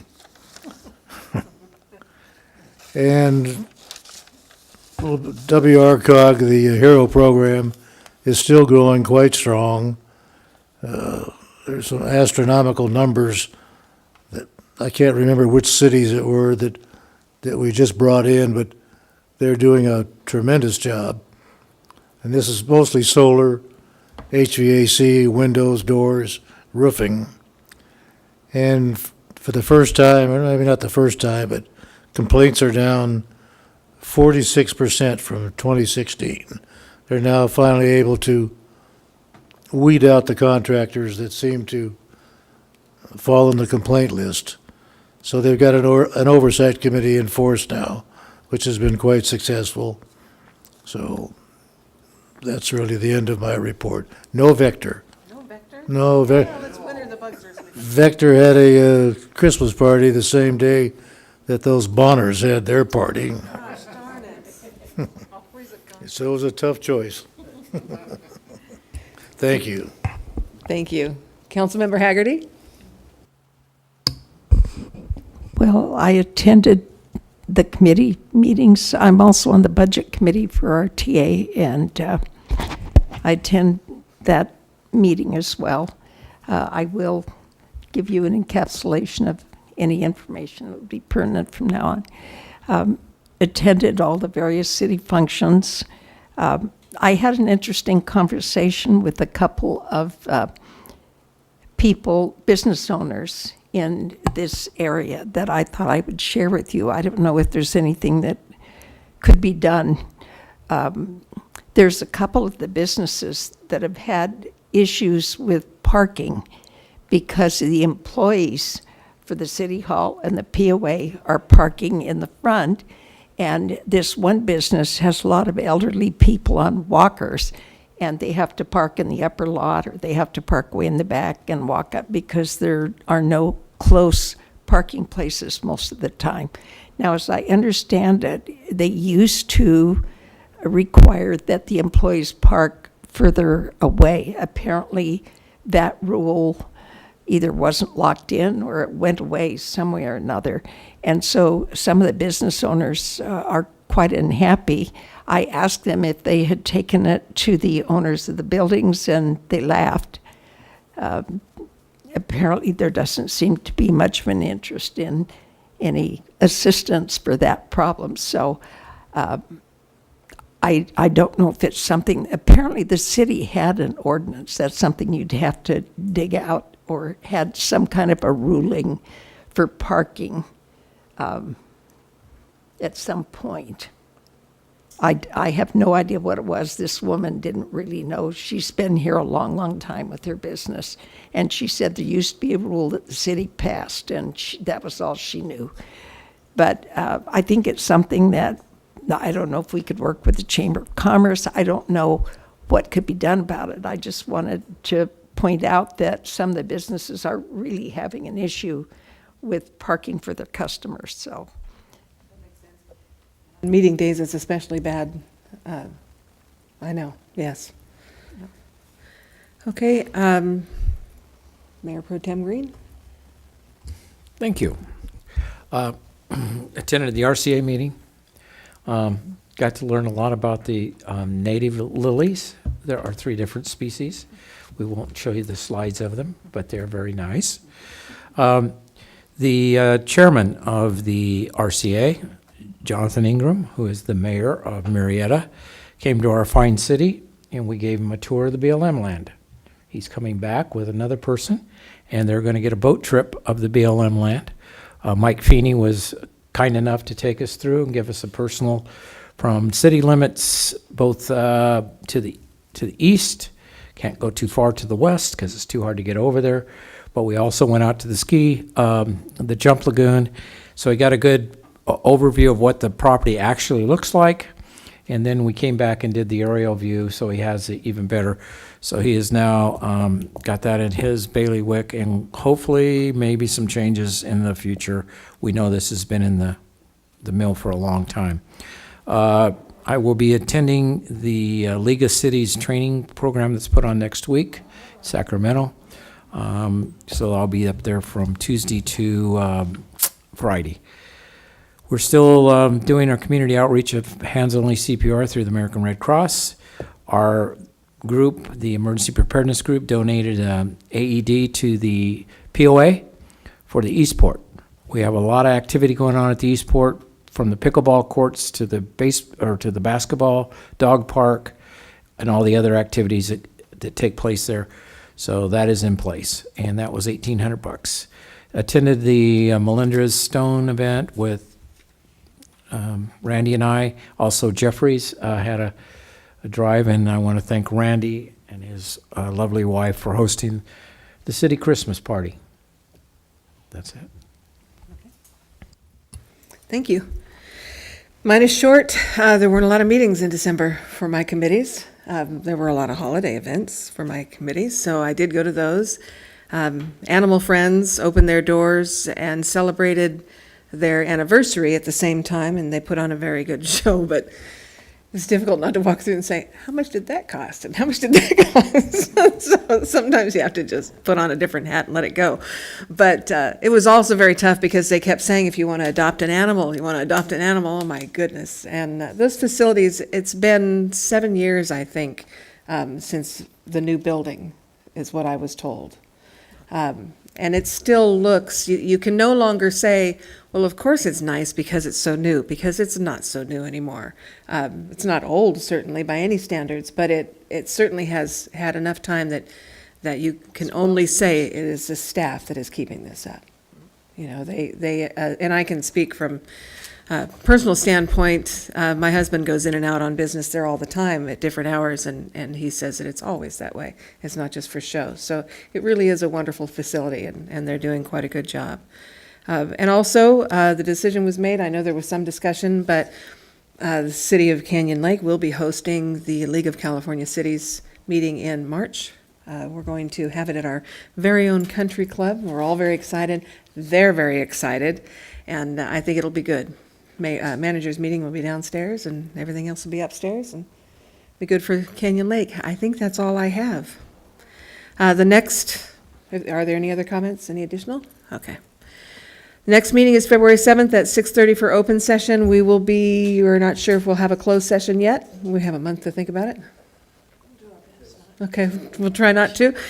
And we will adjourn at 8:35, it looks like. Good job.